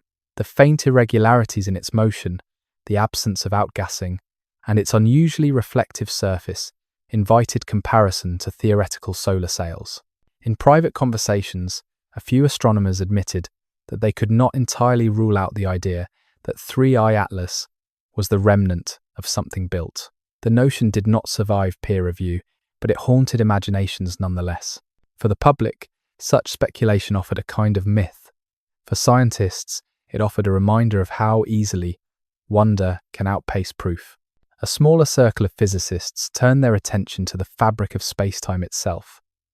What if the object's acceleration arose not from its composition, but from the field through which it moved? They revisited the equations of general relativity, exploring how mass and energy shape motion across vast distances. Some went further, invoking quantum field theory, suggesting that the vacuum of space might possess fluctuations subtle enough to impart motion on small scales. These ideas stretched beyond evidence, yet they were not without precedent. Throughout history, new phenomena had often required new physics. Interpretations continued to diverge as data dwindled. The object was gone, leaving only mathematics behind. Without new observations, every explanation remained conjecture suspended in uncertainty. But in that uncertainty, something beautiful unfolded. Science had entered a realm once reserved for philosophy, where imagination and reasoning intertwined. 3I, Atlas had become less an object of study than a mirror, reflecting humanity's hunger to understand the unknown. In academic journals, the language grew strangely lyrical. Researchers spoke of dark engines of motion, of invisible architectures of energy. Some wondered whether interstellar space might not be empty at all, but threaded with faint electromagnetic fields that subtly guide the drift of matter. Others proposed that collisions between quantum particles and cosmic rays could create ephemeral pressures, like tides in the unseen. These were not testable ideas, not yet, but they opened a horizon of thought that reached far beyond the object itself. Each theory, no matter how implausible, carried within it a sense of humility. For all our instruments and intellect, a fragment of rock had reminded humanity how small its grasp of the universe remained. The scientists studying it were not embarrassed by failure, they were inspired by it. The mystery of 3I, Atlas, had rekindled a kind of intellectual courage, the willingness to think boldly in the face of ignorance. That, perhaps, was its greatest gift. In late-night observatory meetings, young astronomers would look up from their screens and fall silent, staring at the stars above. It was easy to forget, amid equations and models, that those points of light were not decorations, but destinations. Somewhere out there, the origins of 3I, Atlas, waited, unknowable, yet real. The thought that countless other fragments might be drifting even now filled the air with a quiet awe. When the last research papers were filed, the theories remained unresolved. No single explanation could claim victory. Yet in the uncertainty lay something essential to the nature of science. The object had come and gone, leaving only questions. Those questions, in turn, had deepened our sense of connection to the cosmos. Whether driven by sunlight, quantum fields, or something beyond imagination, 3I, Atlas had shown that the universe still has corners untouched by comprehension. What endured was not the answer, but the act of asking. In the end, every theory pointed to the same truth, that mystery itself is the heartbeat of discovery. The galaxy had offered a whisper, and humanity, restless and curious, had leaned in to listen. After the debates and the equations, attention turned toward the faint possibility that 3i, Atlas, might have tried to communicate in its own way. The notion of listening to the void was as old as radio astronomy itself.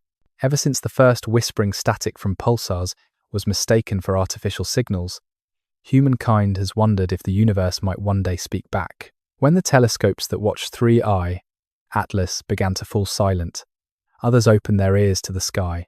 The search for extraterrestrial intelligence, or SETI, prepared their arrays, not expecting conversation but refusing to ignore the chance. The Allen Telescope Array in California joined the effort first, followed by the deep space dishes in Australia and the vast antennas at Green Bank.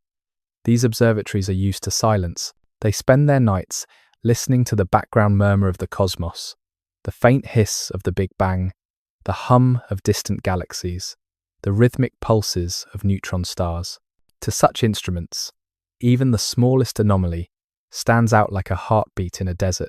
For weeks, they turn their attention to the shrinking region of the sky through which 3i, Atlas, had passed. What they found was the familiar language of nothingness. The silence of space is not absence. It is density, a field of overlapping frequencies that stretch across time. In that expanse, no signal distinct from the natural background appeared. The data revealed no repeating pulses, no structured bursts, no frequencies that carried the symmetry of intention. The object reflected sunlight but gave off no radio emission of its own. To every question asked of it, the answer was quiet.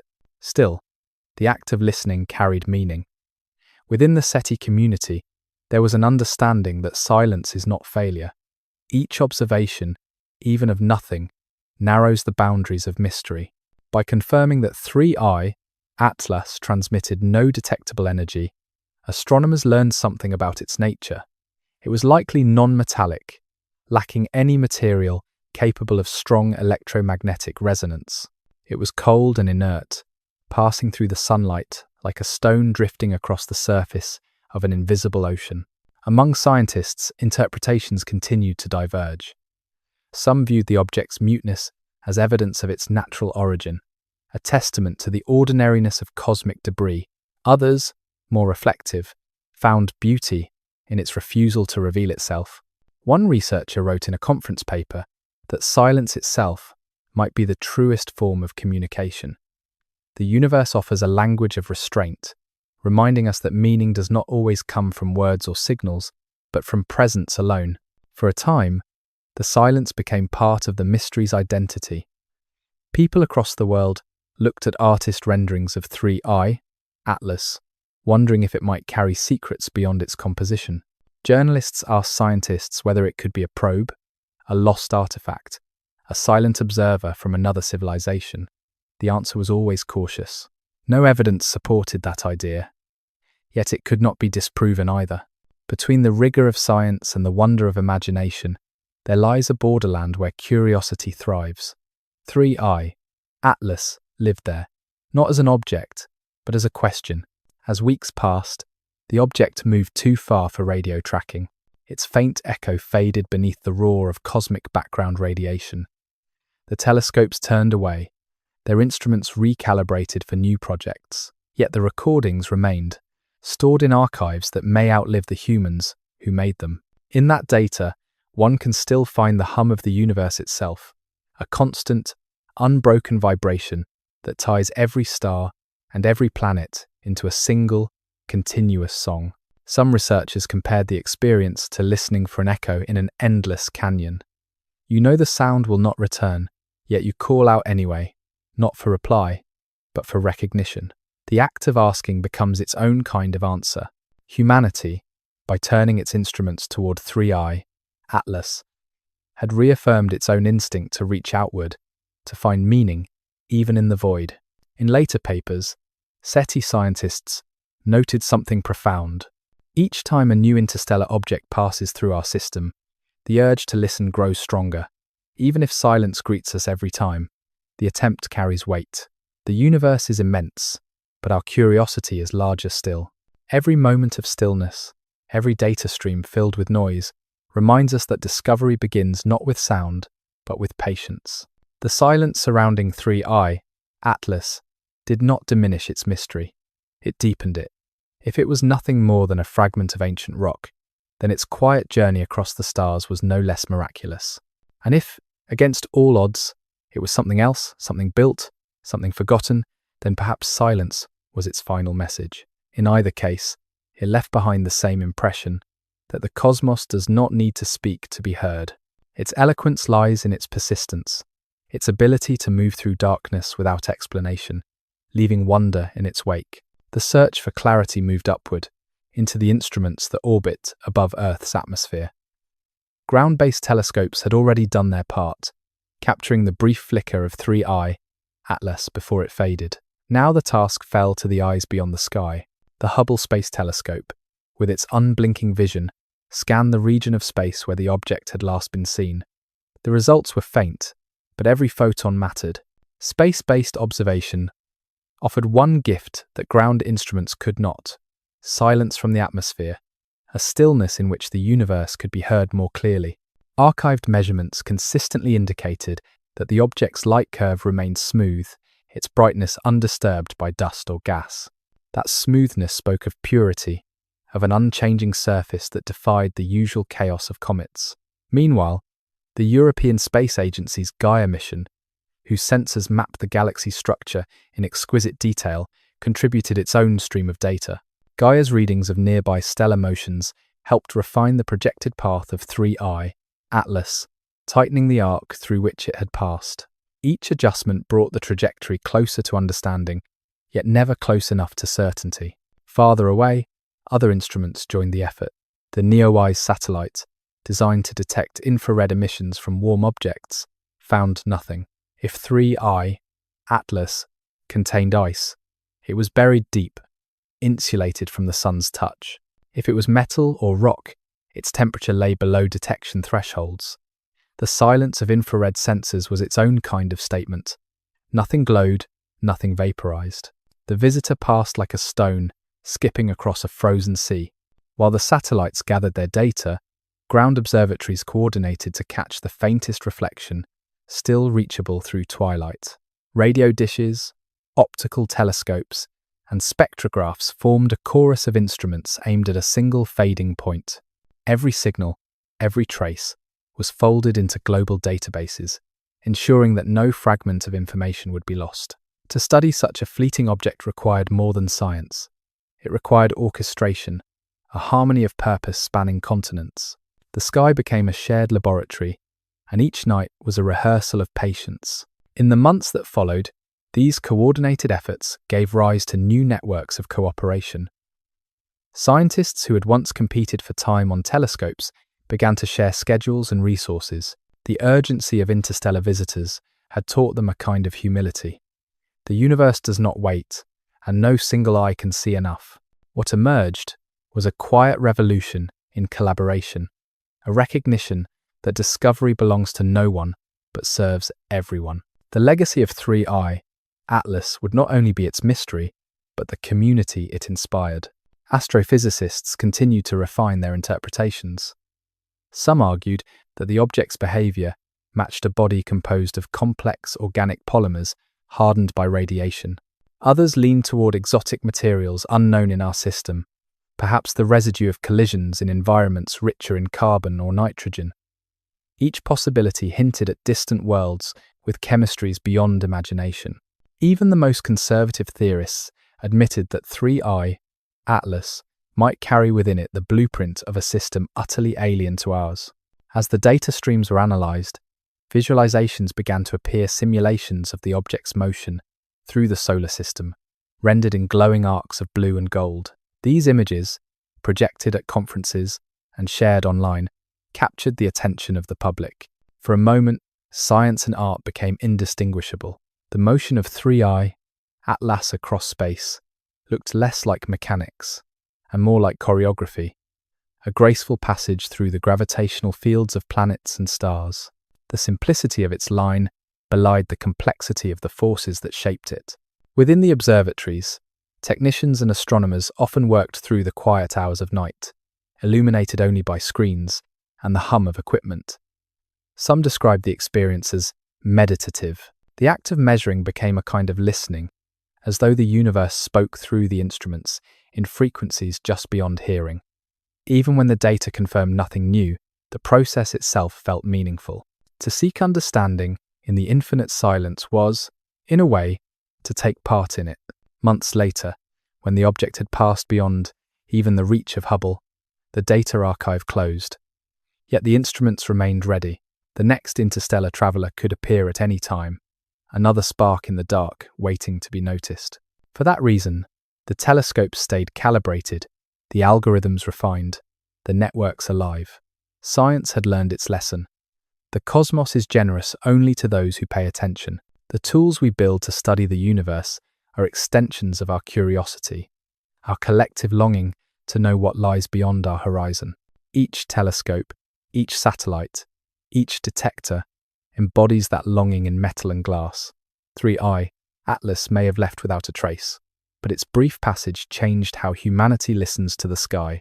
Through the cold machinery of observation, a quiet truth had been revealed. Every act of looking is also an act of connection. Behind every new telescope lies a story of vision and patience. The Atlas survey that first glimpsed 3i, Atlas, was more than a network of cameras. It was a promise made to the future. Designed to guard the planet by detecting potential impactors, it had instead uncovered something far older and more mysterious. From that moment, the word Atlas carried more than its acronym. It became a metaphor for humanity's attempt to hold the sky on its shoulders, to carry the weight of the unknown with fragile instruments and persistent hope.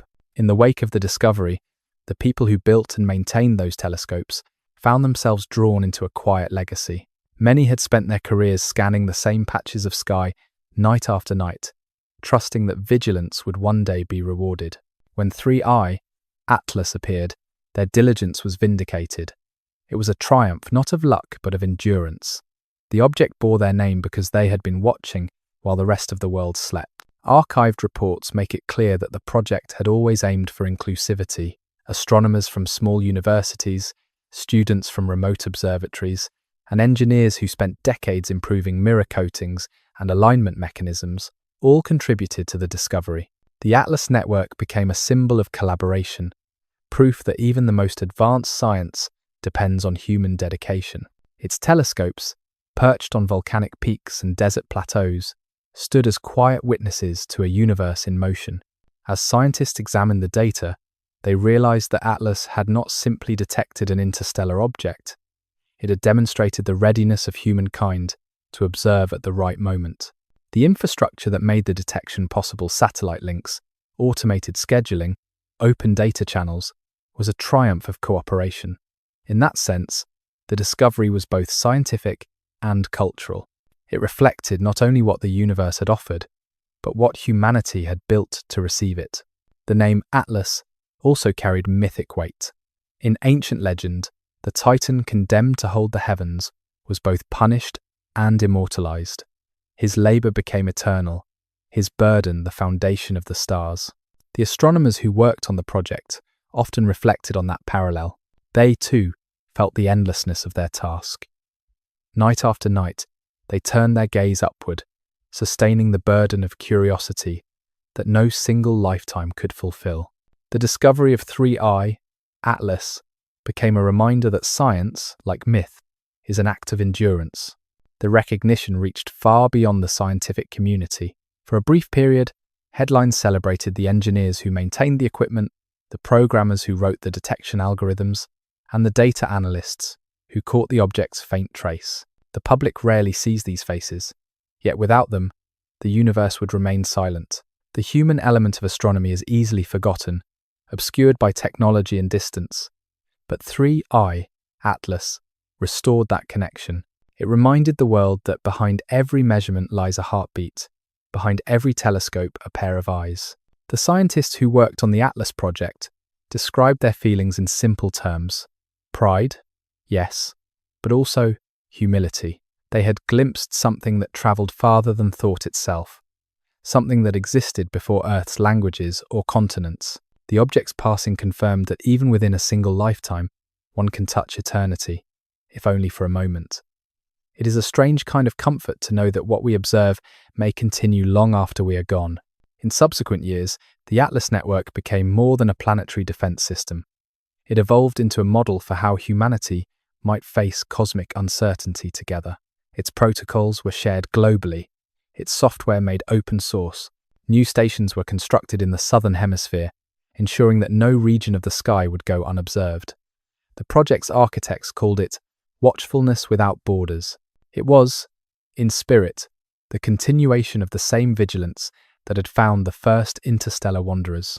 Astrophysicists often speak of the universe as if it were alive, full of rhythm and pulse.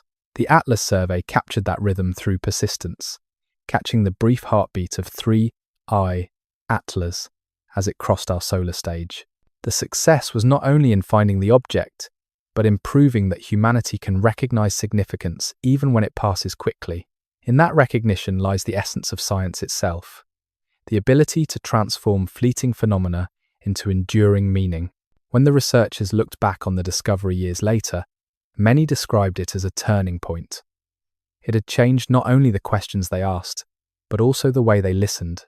The Atlas network, once an array of machines, had become a living system, an extension of collective awareness. Through it, humanity reached a little farther into the darkness, carrying the ancient instinct to understand what moves beyond sight. 3I Atlas was a visitor, but the vigilance it inspired remained. The telescopes still turn each night, their domes opening like eyes, waiting for the next traveller to cross their field of view. Somewhere in that patient gaze lies the quiet legacy of those who built the system, a legacy not of discovery alone, but of devotion to the act of seeing. In the years that followed, astronomers began to realize that 3I Atlas might not have been as rare as it seemed. Once the excitement settled, statistical models were revisited, and the numbers told an astonishing story. If one interstellar object could be detected by chance every few years with the current generation of instruments, then the galaxy must be filled with them. They drift invisibly between the stars by the millions, perhaps even billions, crossing the paths of suns and planets without ever being seen. What was once thought extraordinary began to look like the quiet background rhythm of the universe itself. Multiple datasets converged on the conclusion that countless objects of similar origin pass through the solar system every decade. Most are too small or too dark to notice, but their presence is inevitable. Astronomers began calling them statistical ghosts because their existence could be proven by mathematics but rarely confirmed by sight. They are the unseen travelers that move among us, reminders that the cosmos is not empty but constantly exchanging its fragments. Simulations suggested that at any given time, dozens of these wanderers may be inside the orbit of Neptune, their faint paths undetectable by even the most sensitive telescopes. They arrive from all directions, drawn briefly into our sun's influence before continuing on. The solar system, once imagined as a closed family of planets and comets, now seemed like an open port, welcoming and releasing matter from every corner of the galaxy. The implications were profound. If so many interstellar objects drift through our region of space, then each one represents a potential sample from another star's creation. In the dark chemistry of their surfaces could lie the molecular stories of other worlds, how they formed, what elements shaped them, and perhaps even how life began.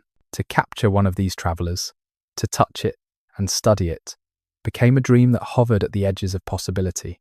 Astrophysicists began to design missions that might one day intercept such objects. Concepts were drawn up for spacecraft that could launch on short notice, equipped with autonomous navigation systems to chase down fast-moving targets. The challenge was immense. By the time an interstellar body is detected, it is already racing away at tens of kilometers per second.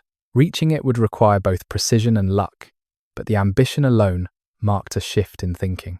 Humanity had begun to imagine direct contact with material born under another sun. Even before those missions could be built, researchers found ways to expand the search. The Vera Rubin Observatory, nearing completion at the time, promised to revolutionize sky surveys with its massive digital camera and nightly scans of the entire visible sky. Its software would detect movement at scales impossible for human observers to track manually. With such instruments, the discovery of future interstellar objects would become not an accident, but an expectation. As these plans took shape, a subtle change occurred in how scientists viewed their place in the cosmos. For centuries, humanity had looked at the stars from a distance, content to observe without participating. Now, that distance was shrinking. The space between systems was no longer a barrier, but a bridge. Each interstellar visitor served as a reminder that the boundaries of our world are temporary, drawn only by the limits of perception. Among younger astronomers, a quiet excitement grew. They spoke of the galaxy as an ocean filled with drifting archives. Each object, a record of a distant system's history. If we could study enough of them, they believed, we might reconstruct the story of the Milky Way itself. The collisions, the births, the deaths of suns written in stone and ice. The idea carried a sense of both wonder and responsibility. To study these fragments was to study our own origins, scattered across light years. The recognition that countless interstellar objects may have already visited us brought a humbling realization. We have likely been living within this flow all along, unaware of the silent travelers passing overhead. The vastness of the galaxy hides its abundance in plain sight. It is not emptiness that defines space, but invisibility. The challenge is not that the universe withholds its secrets, but that we have only begun to learn how to see them. When scientists speak of 3I, Atlas now, they often describe it as a threshold event, the moment when humanity began to perceive the invisible. Its discovery changed how we understand both space and time, showing that the boundaries of our solar system are as porous as mist. Somewhere out there, at this very moment, other fragments glide through the dark, unnoticed. They are neither rare nor miraculous, only constant. And in their constancy lies the most profound revelation of all, that the universe, even in its silence, is full of movement. With the realization that the solar system was constantly visited by unseen travelers, scientists began to consider a question once thought unthinkable. What if, one day, one of these visitors were to collide with Earth? The probability seemed vanishingly small, but in a universe governed by both chaos and time, even the rarest event eventually becomes inevitable. Every orbit, every fragment, every gravitational interaction contributes to the great statistical dance that has shaped worlds since the beginning of creation.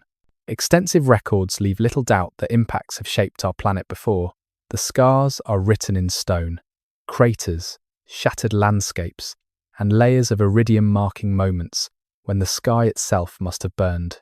The Chicxulub impact, which ended the age of dinosaurs 66 million years ago, remains a reminder of how fragile life's hold can be.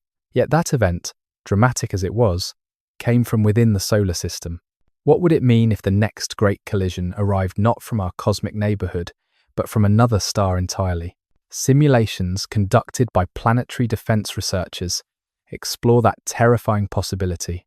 Using data from known interstellar trajectories, they model what would happen if a rock the size of a small asteroid entered Earth's atmosphere at interstellar velocity. The result is not encouraging. Such an object would strike with energies far beyond anything the planet has ever experienced. Even a fragment only a few hundred meters wide could release more energy than all nuclear weapons on Earth combined. The shockwave would vaporize oceans and ignite continents. Yet the fascination with such apocalyptic potential does not come from fear alone. Scientists study these scenarios to understand resilience, to measure the boundaries of planetary defense.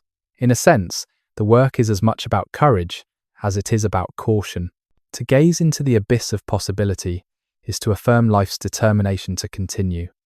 Every equation of impact energy, every simulation of atmospheric entry is also an act of defiance against extinction. Interpretations diverge sharply among researchers about just how likely such an event might be. Some argue that interstellar impactors are statistically negligible, their paths too random and sparse to pose real danger.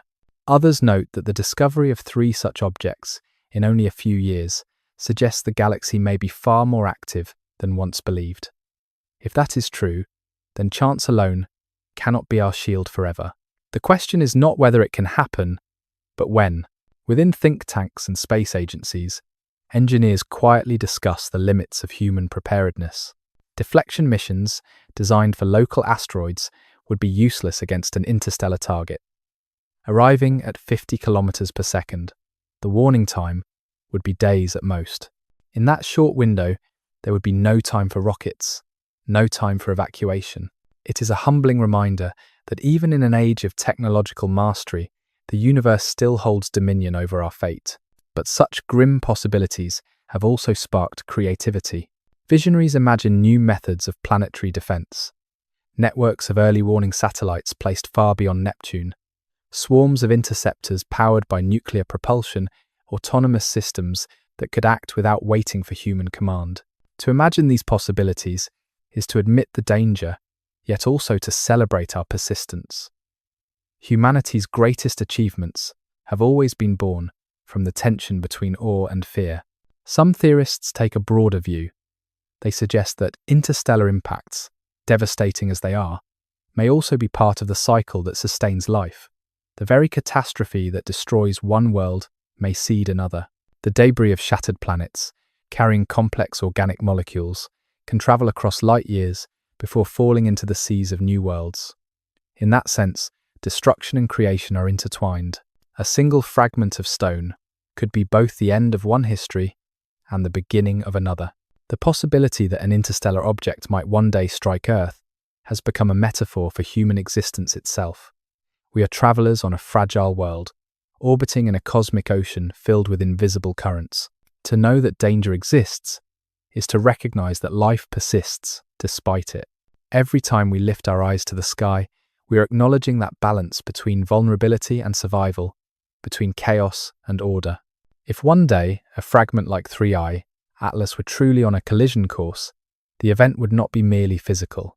It would be spiritual, forcing humanity to confront its place in the cosmos. Perhaps that recognition is the point. The universe does not threaten us out of malice. It simply continues. The objects that wander between stars remind us of both our smallness and our connection to everything that moves through space. The study of interstellar impacts is not about fear, but awareness. It is a discipline born of humility and awe, grounded in the recognition that to exist in a living galaxy is to accept risk.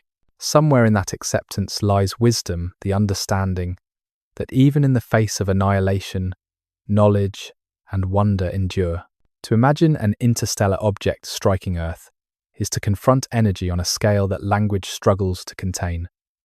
The mathematics of impact transforms numbers into visions of cataclysm. A body only 100 meters wide, traveling at 50 kilometers per second, carries with it the kinetic energy of thousands of nuclear detonations. The speed alone multiplies devastation beyond anything born of human hands. When such an object meets the atmosphere, the air itself becomes fire. Astrophysicists use supercomputers to model these collisions, not for morbid fascination but to comprehend the balance of forces that govern the planet's survival. The simulations reveal what would unfold in the seconds after contact: a flash brighter than the sun, shockwaves racing across the curvature of the Earth, the sudden erasure of landscapes. Cities would vanish, not in minutes, but in moments. Oceans would rise as steam, and the crust would ripple like water struck by a stone. These models are not predictions, but warnings. They remind us that the planet's calm surface is an illusion sustained by cosmic mercy. For most of Earth's history, impacts have shaped its geography and its evolution. Craters buried beneath deserts and seas testify to that truth. Extinction events have come and gone, carving new beginnings from devastation. The same forces that can erase life are also those that make life possible. To understand the energy of such an encounter is to feel the fragility of everything we build. A visitor from another star would arrive faster and harder than anything we could deflect. If a fragment the size of 3I, Atlas, struck Earth, The energy released would exceed the binding energy of the crust itself. The atmosphere would ignite, the oceans would boil, and the night sky would glow with the afterimage of annihilation. In that light, our species' obsession with survival takes on a new kind of humility. No definitive consensus has crystallized regarding the true probability of such an event. Some studies suggest it could occur once every few billion years, while others propose that the frequency may be higher than we wish to believe. The difficulty lies in the silence of evidence. Most small impacts leave no trace. What remains in stone and ice is only a partial record, the faint residue of older collisions, whose scale can barely be imagined.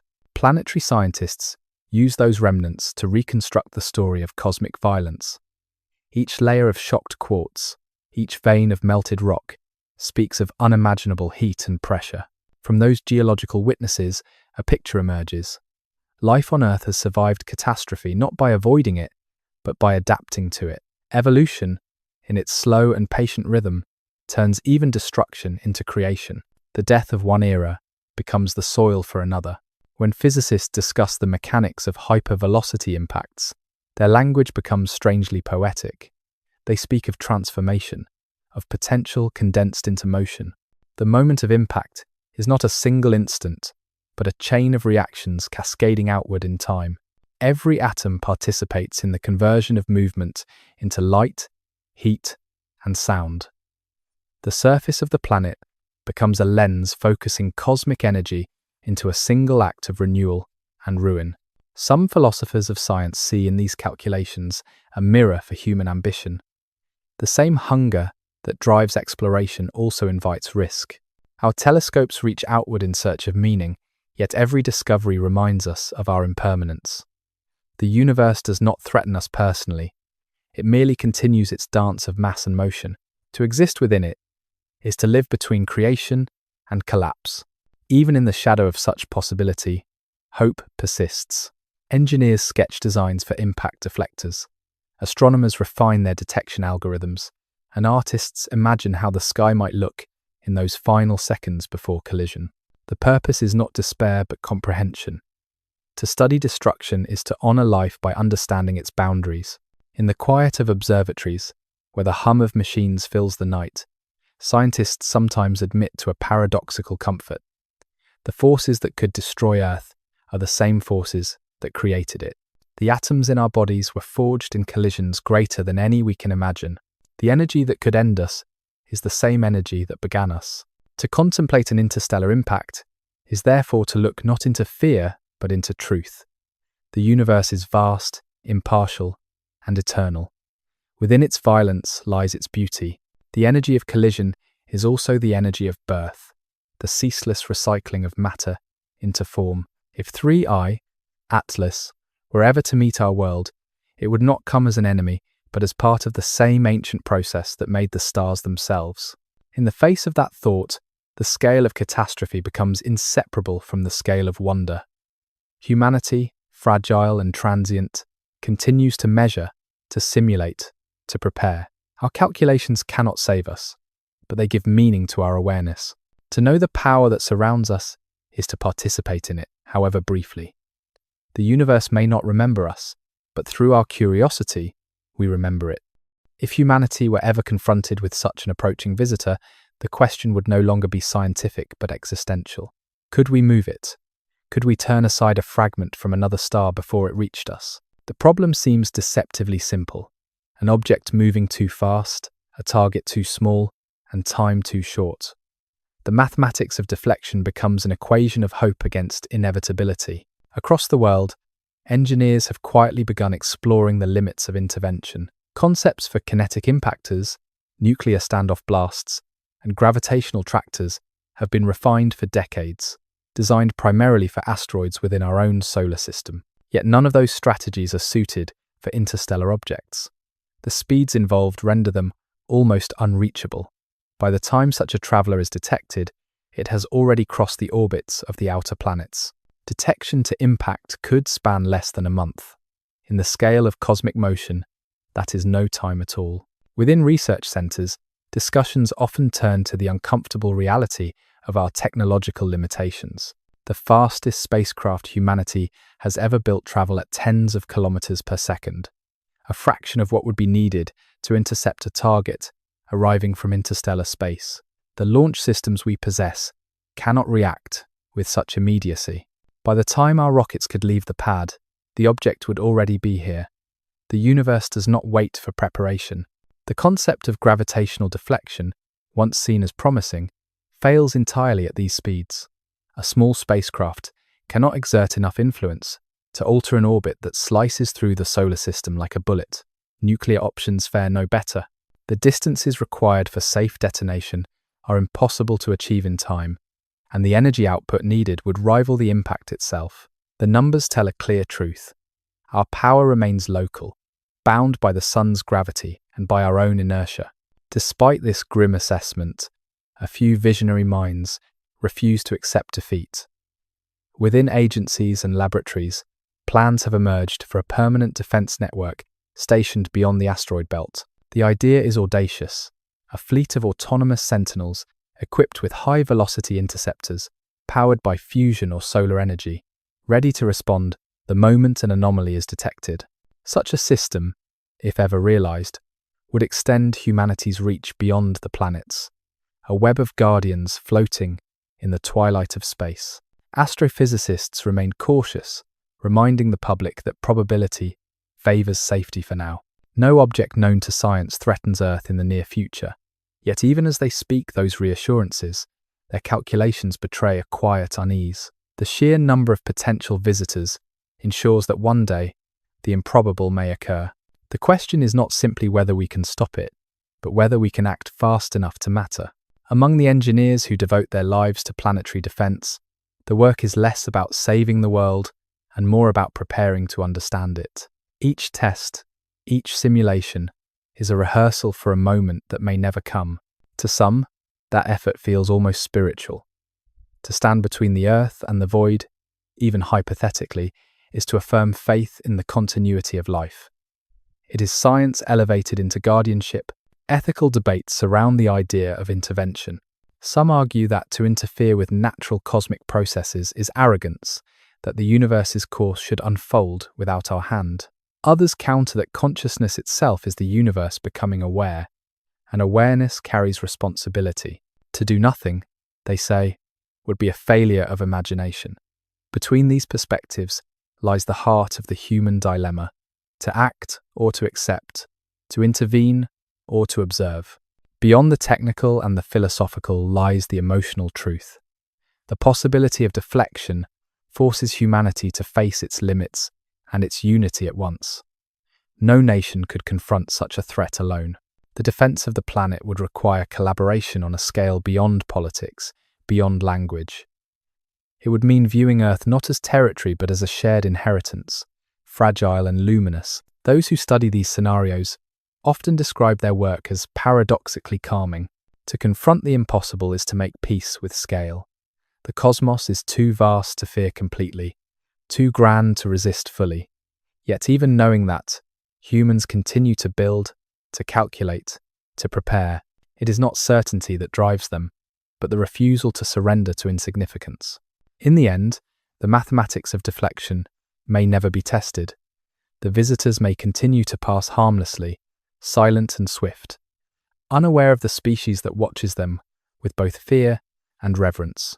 But the preparations themselves hold meaning. Every plan, every equation, every idea is a quiet declaration that awareness matters.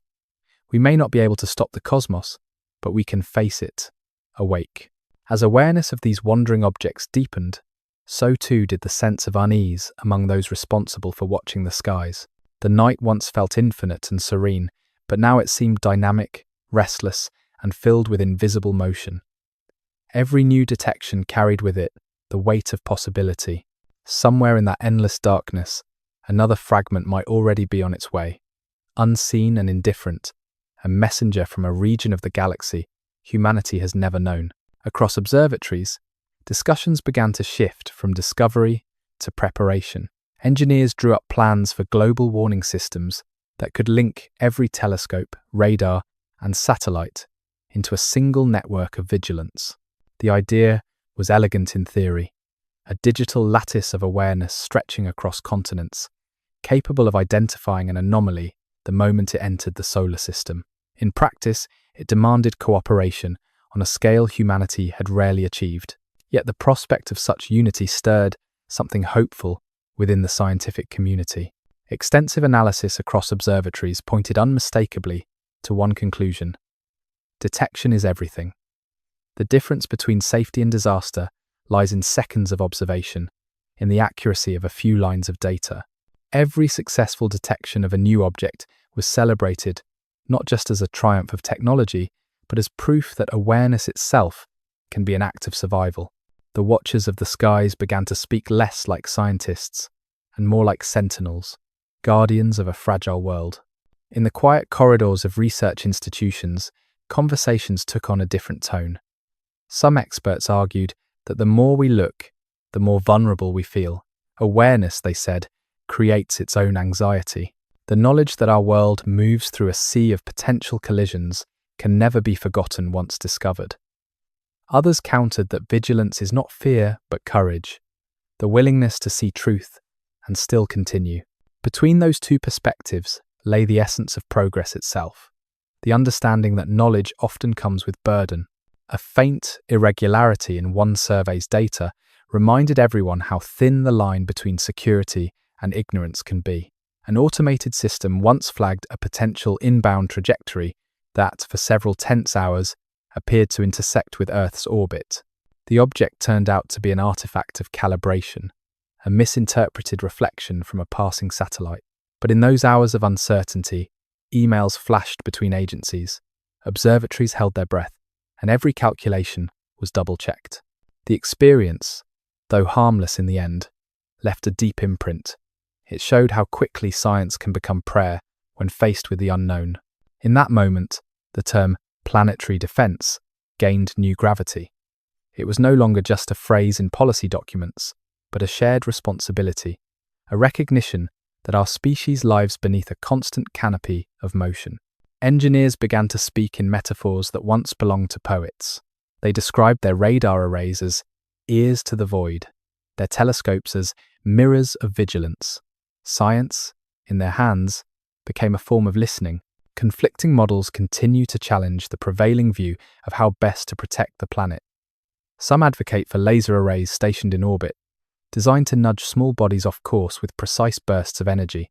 Others believe in autonomous interceptor drones stationed at the edges of the solar system, each capable of reacting faster than human command. Still others argue that prevention begins with understanding, that knowledge itself is our first and most reliable shield. No single solution has won consensus, but the diversity of thought mirrors the vastness of the problem. Each proposed system carries an echo of humility. The cosmos does not conspire against us. It simply moves according to laws we are still learning to read. To guard against its accidents is not to oppose nature, but to join in its rhythm, to anticipate rather than resist. Every radar sweep, every scan of the heavens, becomes part of a dialogue between intelligence and immensity.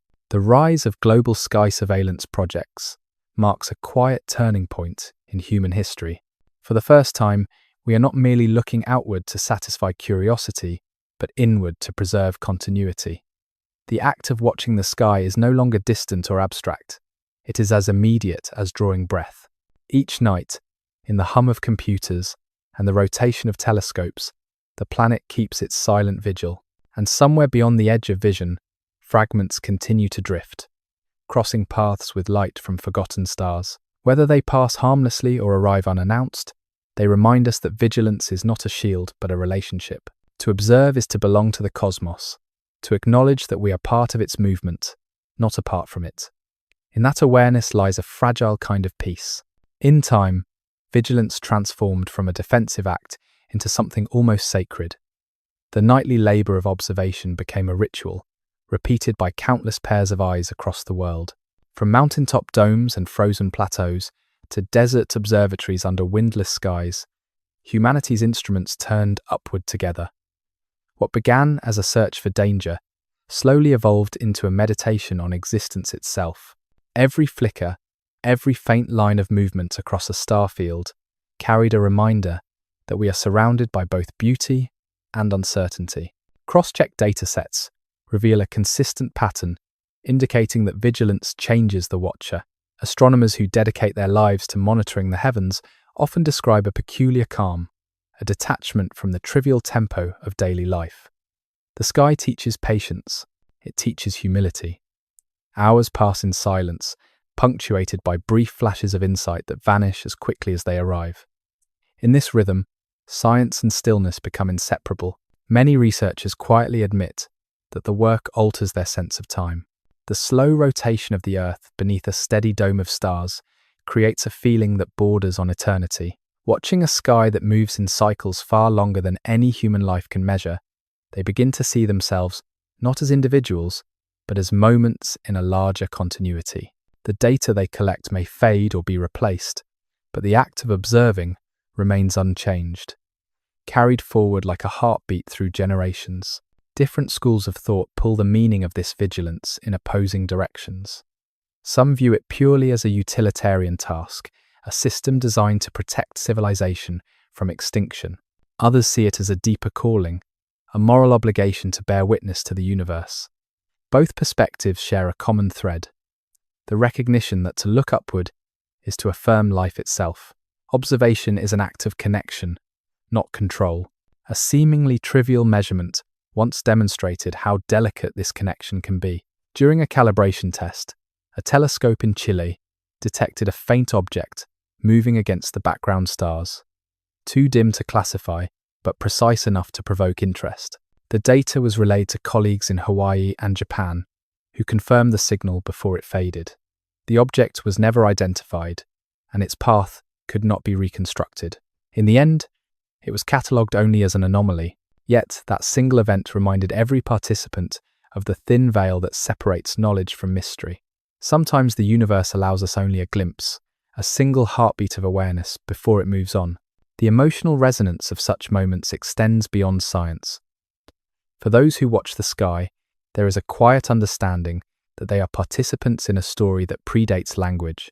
Every discovery, every unanswered question, becomes a note in a symphony that began before humanity existed.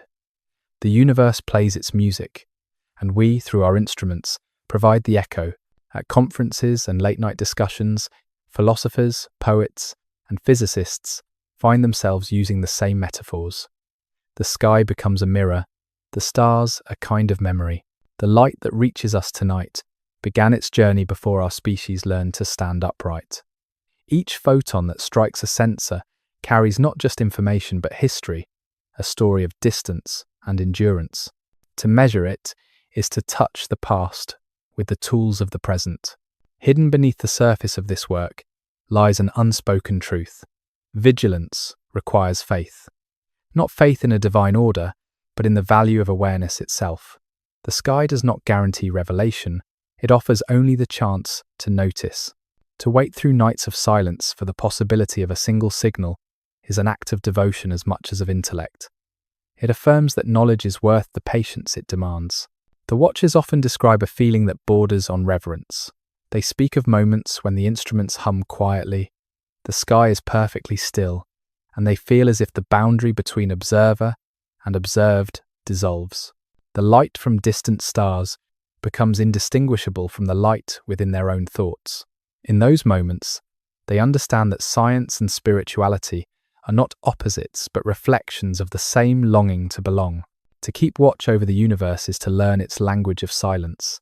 Every night spent tracking the motion of invisible things is a conversation without words, a dialogue between human curiosity and cosmic indifference. The stars do not answer, yet the act of asking fills the world with meaning.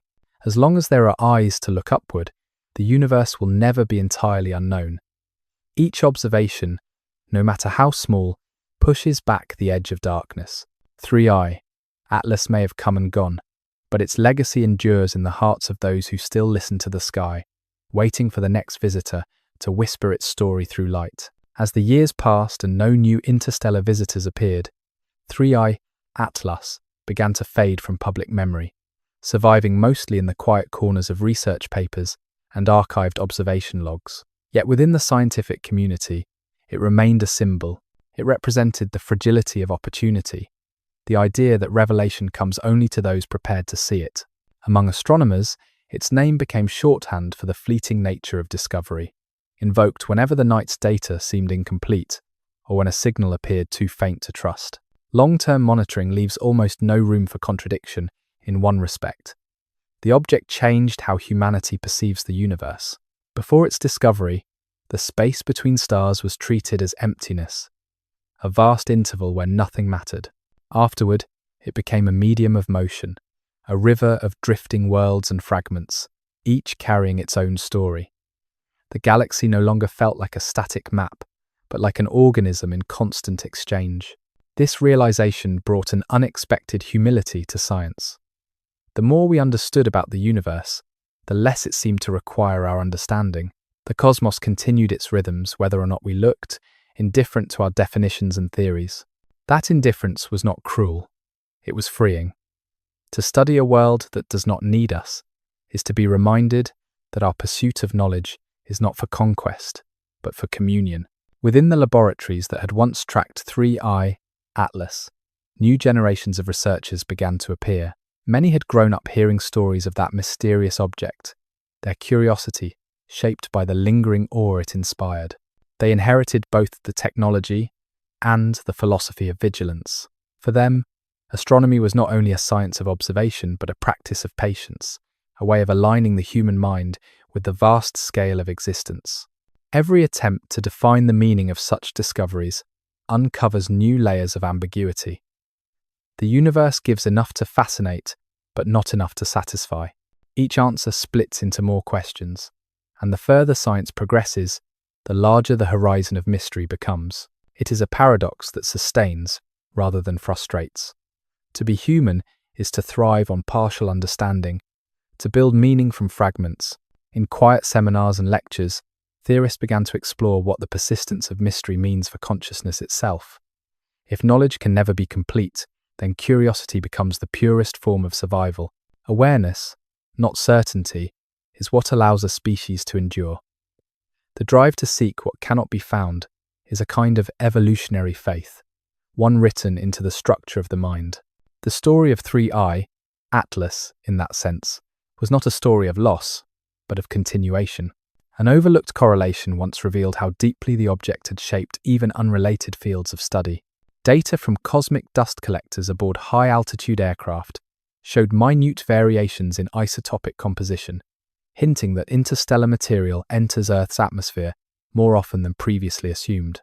The finding reignited speculation about panspermia, the idea that life's building blocks drift through space, seeding worlds wherever conditions allow.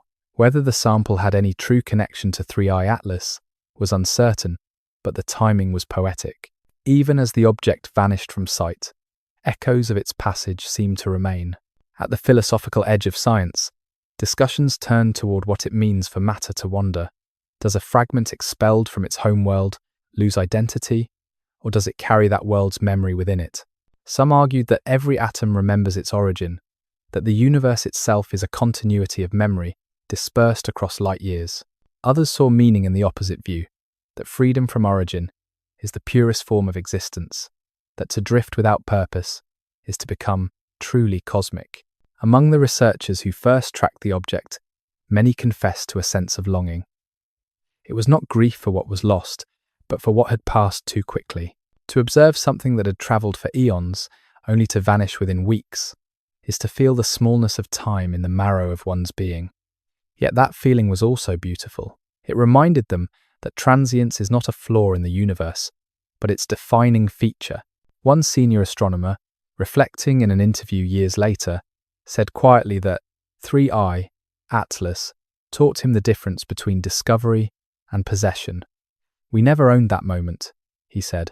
"We only witnessed it." His words captured what many had come to believe, that the true gift of the universe lies not in answers, but in the chance to ask.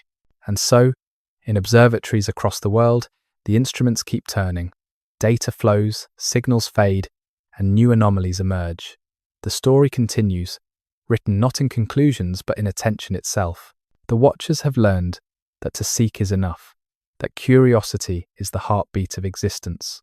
In the silence between stars, perhaps that is what endures longest, the act of noticing. The years following 3I, Atlas's disappearance, brought a new kind of science, one driven not by discovery, but by pursuit. Across the world, astronomers rebuilt their observing systems with the memory of that fleeting visitor still echoing through their instruments. Every new telescope, every upgraded detector, carried a silent promise: next time, we will be ready. Extensive evidence drawn from independent missions aligns precisely with the idea that the search for interstellar objects has become a cornerstone of modern astronomy. It is no longer a question of chance, but of endurance. Networks of observatories now share data in real time, synchronized across hemispheres and even orbit. Artificial intelligence passes millions of nightly images, scanning for movement so faint that no human eye could recognize it. The sky has become a living archive, a constantly updated memory of motion. This automation did not replace wonder, it refined it. As algorithms learned to see faster and deeper, scientists found themselves with more time to interpret rather than to hunt. They began to trace the architecture of interstellar space itself, mapping trajectories of unseen bodies like threads in a vast tapestry. For the first time, the galaxy started to look not empty, but connective, its invisible bridges revealed through mathematics. Yet even as technology advanced, the mystery deepened. A new detection once sparked brief excitement. A faint, fast-moving object captured in the outer regions of the solar system. Initial readings suggested another interstellar traveler, but further analysis dissolved the certainty. The object behaved erratically, fading in ways that defied prediction. It could have been a piece of debris, or perhaps a trick of light against cosmic dust. The ambiguity reminded everyone that the universe guards its secrets carefully. No single model has managed to encompass all observations convincingly. Some researchers propose that the majority of these high-velocity anomalies are natural fragments, remnants of ancient collisions between planetary systems. Others insist that certain trajectories cannot be explained by gravity alone. The debate endures quietly, echoing through conferences and papers, unresolved but fertile. For many, the lack of conclusion is the point. A question without closure keeps science alive. In parallel with this intellectual pursuit came a cultural shift. The general public, once content to watch from a distance, began to feel part of the cosmic conversation. Documentaries, art installations, and public observatories turned the mystery of interstellar visitors into a shared contemplation. To look at the sky became an act of belonging, not just curiosity. The idea that a fragment from another star could pass above at any moment lent the night a strange intimacy. Among those who dedicate their lives to this work, a new phrase emerged: cosmic patience. It describes a mindset that accepts both the vastness of time and the brevity of human attention. To practice astronomy on this scale is to think in centuries while acting in moments. The researchers who monitor the heavens know that their greatest findings may come long after they are gone. The data they collect is not for themselves, but for minds yet to come. A minute deviation in brightness once reignited the collective anticipation that had followed 3I, Atlas. For 2 nights, a signal appeared that matched the pattern of a distant traveller.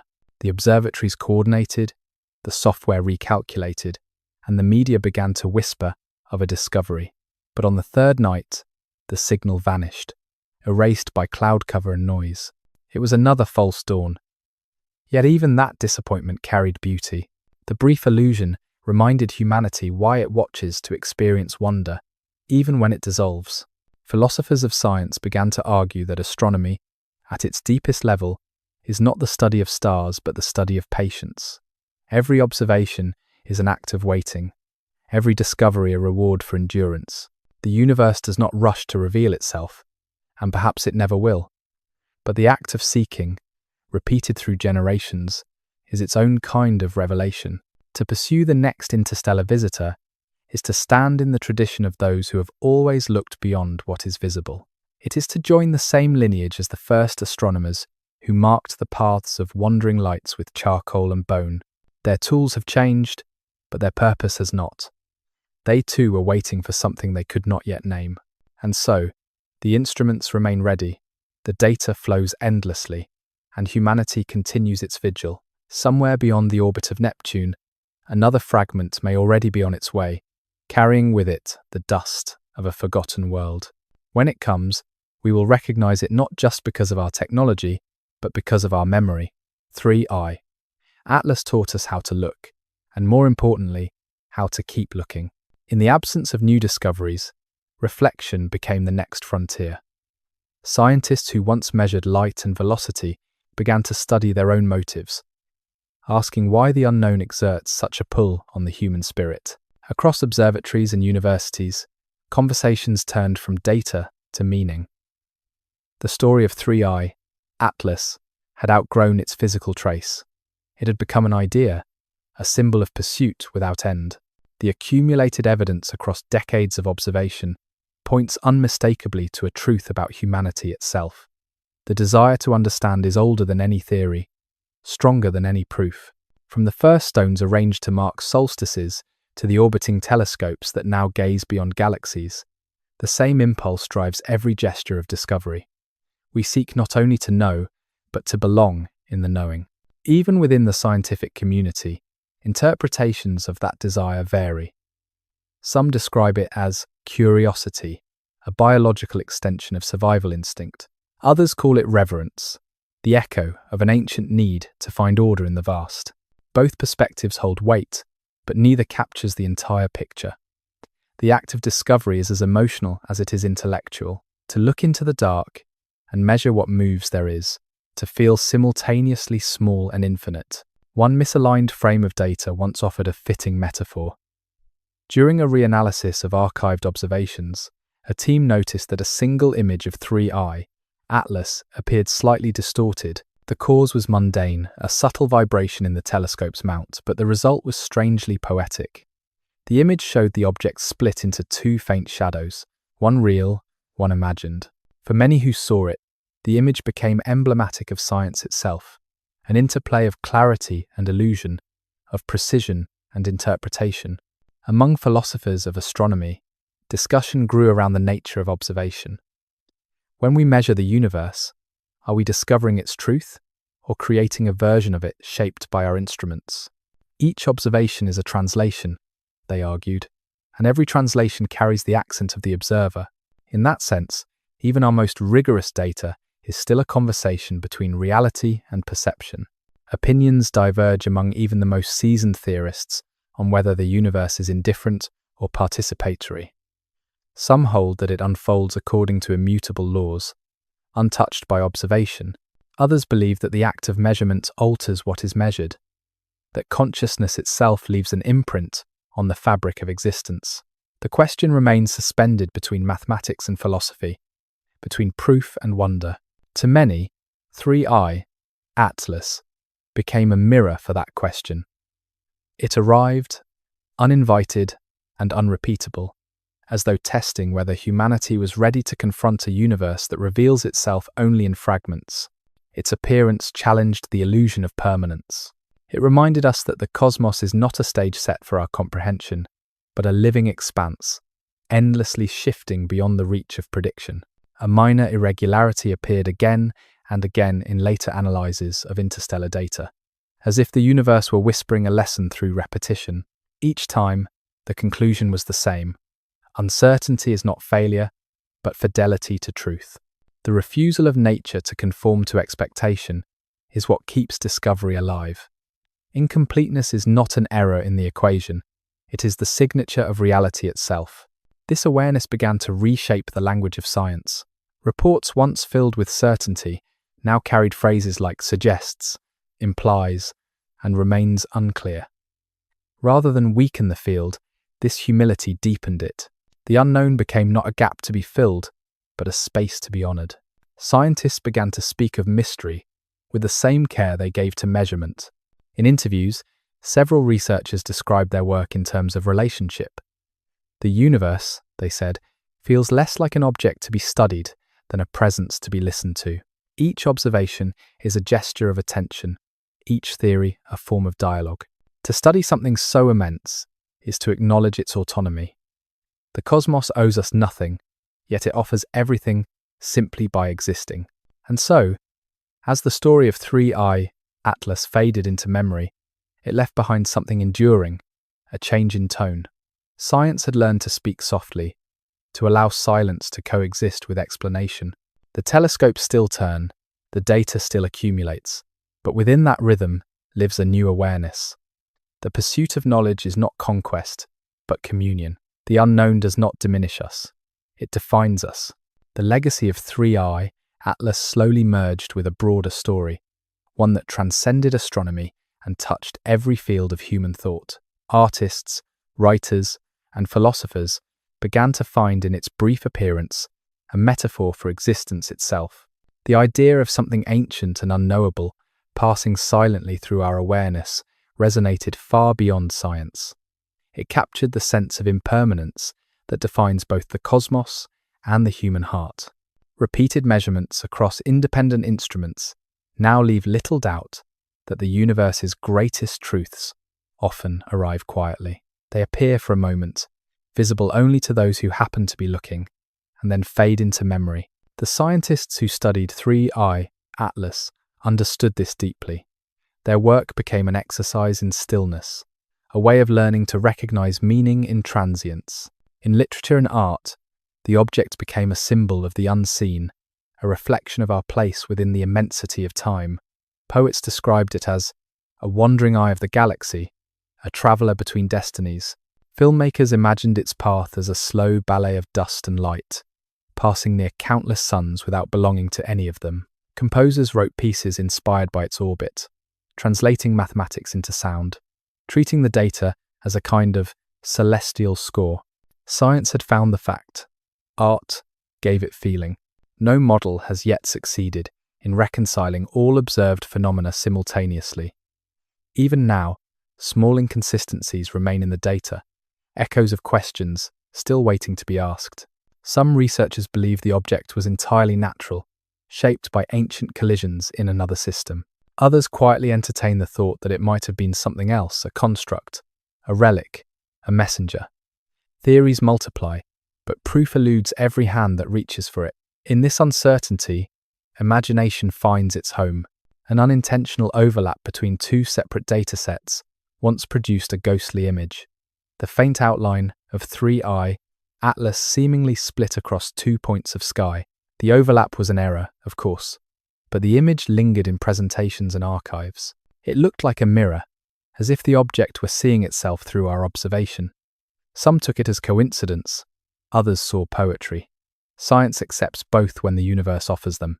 At universities, courses on science communication began using 3I Atlas as a case study in wonder. Students learned that the value of a discovery is not always in what it explains, but in what it awakens. A fleeting anomaly can change the trajectory of thought more than a mountain of data. The lesson was simple and profound. The unknown is not an obstacle, but an invitation. Public fascination never disappeared entirely. Museums created exhibits where visitors could stand beneath projected stars and watch a slow animation of the object's path. The show was silent, designed to evoke the sense of standing within cosmic time. Children watched, entranced, as the small point of light moved through the darkness. For many, it became their first encounter with awe, unmediated by words. Experts offer parallel explanations that overlap in evidence, but diverge in interpretation. To some, the event confirmed humanity's readiness to confront cosmic scale with humility. To others, it exposed our tendency to project meaning onto randomness. Yet perhaps both are true. Meaning itself may be the bridge between chaos and comprehension, the way human minds weave connection through the void. Among the astronomers who first followed its trail, the memory of those nights remains vivid. They speak of the quiet tension in the control rooms, the shared realization that something unrepeatable was happening. One scientist described the experience as watching eternity drift past, pixel by pixel. For a few brief nights, they felt they had seen time itself cross the lens of their instruments. Today, in the slow hum of data servers and the silent movement of robotic telescopes, that sense of wonder persists. Each observation carries the echo of that earlier event.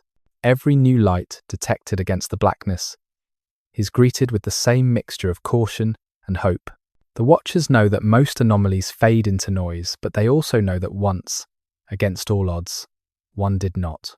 3i Atlas may never return, but its influence endures like starlight long after its source has vanished. It reminds us that the most fleeting encounters can leave the deepest imprints. That mystery, once glimpsed, becomes part of consciousness itself. Humanity continues to look upward, patient and unhurried, knowing that in the vast stillness of the galaxy, something else is always on its way. In the quiet years after the passing of 3i Atlas, a transformation unfolded that was less about technology and more about consciousness. Humanity had always measured progress through invention, through what it could build and control. But the object's arrival, brief and wordless, had changed that. It reminded the world that some revelations require no machines, only attention. The sky became less a field of study and more a mirror, reflecting both the vastness above and the fragility within. Records from long-term monitoring unmistakably suggest that this subtle change has influenced not just astronomy, but the rhythm of human thought. New observatories were still constructed, new satellites launched, but the tone of exploration had softened. Where once there had been urgency, there was now reverence. To gaze into the darkness was no longer merely an act of curiosity, but of recognition. Among those who continue to study the interstellar visitors, conviction drifts like a tide between competing ideas. Some researchers hold fast to the belief that 3i Atlas was a natural relic, an echo of creation shaped by the slow violence of the galaxy. Others linger in quieter speculation, wondering if it might have been something made, an artifact not of geology, but of intention. No conclusion ever took root. Instead, the debate evolved into something gentler, a meditation on what it means to observe what cannot be known. One forgotten data fragment shimmered with significance long after the rest was discarded.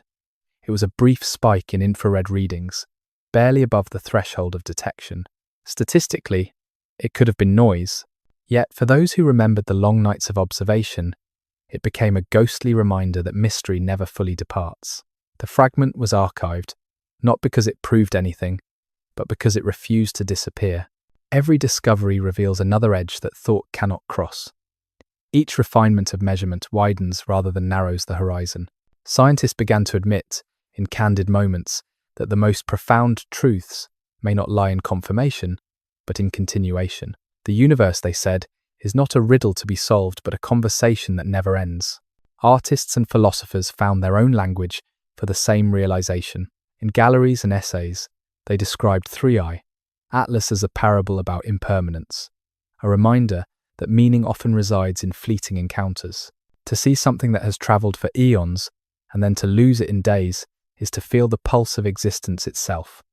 Life, they wrote, is not about permanence, but passage. The cosmos speaks in movement, not in stillness. At a symposium on deep space observation, one speaker compared the search for interstellar objects to listening for music beneath the noise of the world. The instruments we build, he said, are not ears, but amplifiers of wonder. They do not reveal what the universe is. They reveal what we are capable of hearing. His words carried through the hall like a gentle current, touching scientists who had long forgotten the poetry within their own discipline. Light bends through space like memory finding its way home. Each photon that reaches a telescope began its journey before the first human eye opened to see it. To measure that light is to participate in a continuum that binds the observer and the observed. The act itself becomes sacred, a ritual of remembrance between distant corners of the same existence. What we call knowledge is only the still point in an ocean of unknowing. The more we map, the more unmapped remains. Yet, in that imbalance lies beauty. It is the contrast between what we grasp and what escapes us that gives meaning to discovery. Without mystery, knowledge would be mechanical. Without knowledge, mystery would be blind. Together they form the pulse of awareness itself. 3i Atlas may have vanished, but its echo remains not in data, but in behavior. Humanity now listens differently. The sky is no longer a frontier to conquer, but a presence to attend to.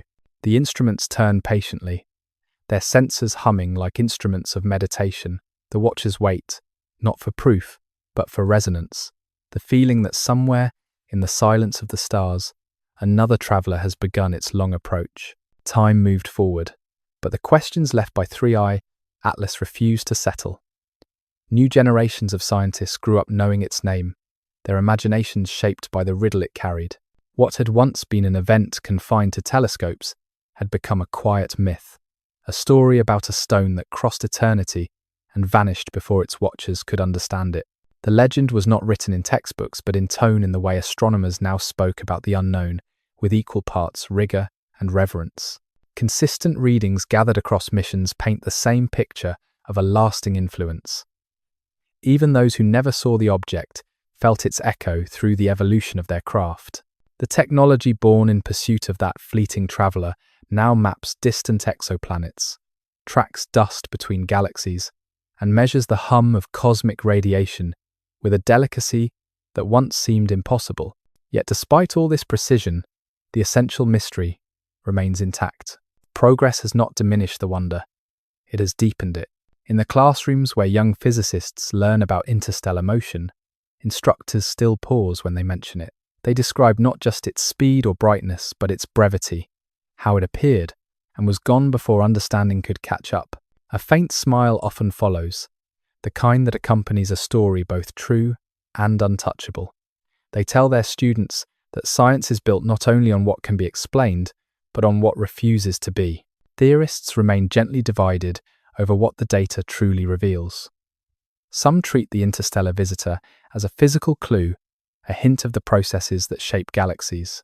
Others see it as a philosophical landmark, proof that discovery is as much about perception as about proof. Each stance reflects a different kind of faith, one in equations, the other in experience. Neither is wrong. Both are incomplete. Among the archives, a single image continues to circulate, a composite made from overlapping exposures during the object's final nights in view. It shows a pale curve cutting across a background of stars, delicate and imperfect. The image contains nothing remarkable, yet it holds everything.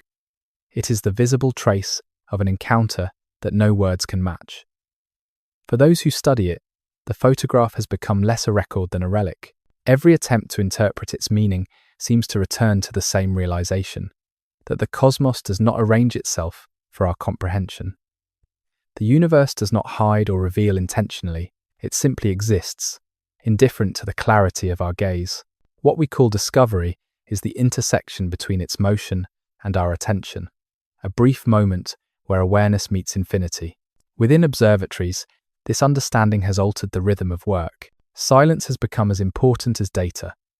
Researchers speak softly as they calibrate instruments, mindful of the night that listens. They understand that their tools, though built of metal and light, are extensions of thought itself, fragile attempts to translate the language of stars into human comprehension. The evidence resists agreement, bending each conclusion back upon itself. For some, this cyclical uncertainty feels frustrating. For others, it is beautiful. To live within mystery is to live in truth, because truth is not static but breathing.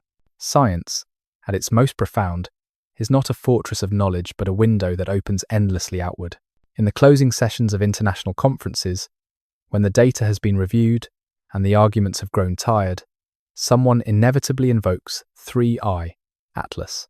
It serves as a reminder, a story told not for information but for grounding.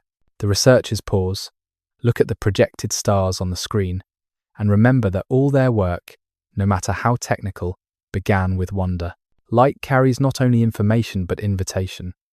To follow it is to accept a conversation that may never end. The object that once crossed our skies gave nothing of itself except presence, and that was enough. Through it, humanity learned again how to see, to find meaning, not in possession but in passage. The lesson endures in every experiment, every observation, every night spent waiting beneath the same quiet sky. The memory of 3I Atlas remains suspended in time, a luminous pause within the long story of the universe. It no longer belongs solely to science, but to all who have ever looked upward and wondered.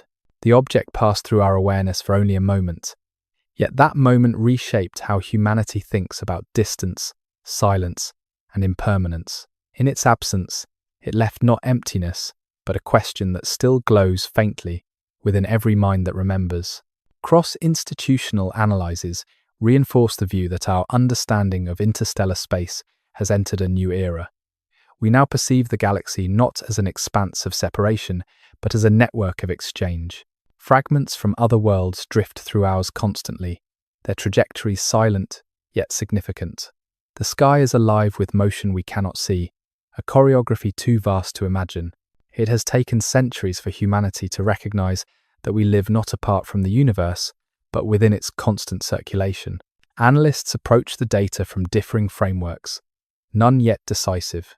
Some insist that interstellar objects are purely geological messengers, random shards thrown from cosmic collisions.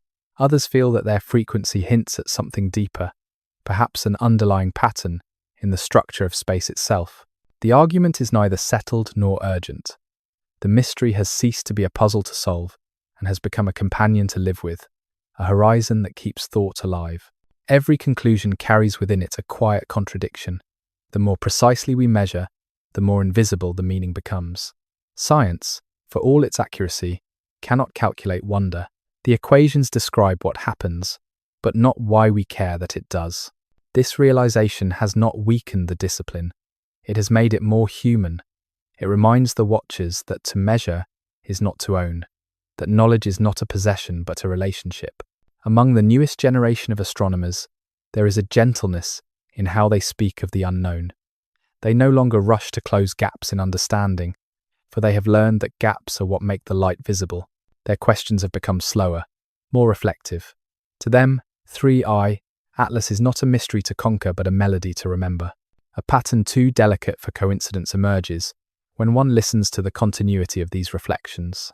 Across continents and cultures, those who study the night sky often describe the same sensation, that what they observe is also observing them. Not in a literal sense, but in the way that consciousness and cosmos seem to mirror one another. The universe looks back through every lens, not with eyes but with presence. Certainty flickers. Mystery steadies the flame. The watchers continue to turn their telescopes, gather their readings, and trace the faint lines of light that cross the void. They do not seek closure anymore. They seek connection. Every signal, every object, every anomaly is part of a vast conversation that has no beginning and no end.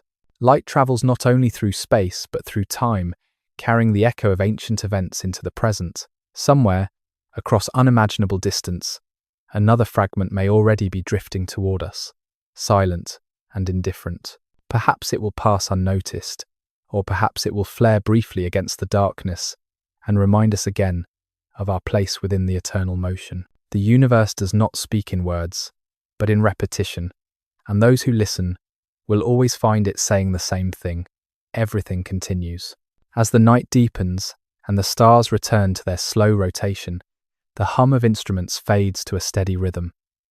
The watchers remain at their posts, not to predict the future, but to feel its arrival. In their silence, there is peace. They have come to understand that the universe needs no permission to exist, and that to witness it is enough.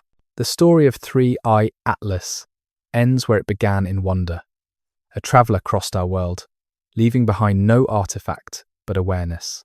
Its passage was brief, but its meaning lingers like a whisper through the centuries, carried by light, remembered by minds that refuse to stop asking. The mystery remains, and in that persistence, life finds its reflection. The night settles into stillness. Stars burn quietly in the cold, their light reaching across unimaginable distances to touch the eyes of those who wait. The hum of machinery fades until only the pulse of the planet remains.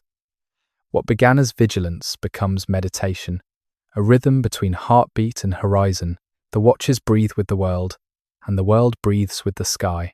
Time stretches, soft and endless. The fragments of thought, like the fragments of interstellar stone, drift without urgency. The questions that once seemed vast now feel gentle, like waves dissolving at the edge of awareness. somewhere far beyond. A faint glimmer might already be on its way. But for now, it is enough to rest in the knowing that the universe moves, and we move within it. The instruments will continue their quiet labor. New travelers will come, new mysteries will unfold. Yet beneath all the searching lies something older than curiosity, a stillness that listens. The watchers understand now that the universe was never silent. It has always been speaking in light, in gravity, in time. We simply had to learn the patience to hear it. Sleep then. Beneath that infinite expanse, the stars will keep their vigil. The light that reaches you tonight began before memory and will continue long after. Let it pass through you, soft as breath, certain as dawn. The cosmos will hold its course, the instruments will hum again, and the story will go on. The traveler is gone, but the wonder remains. The sky, patient and eternal, waits for our next question. End of script. Sweet dreams.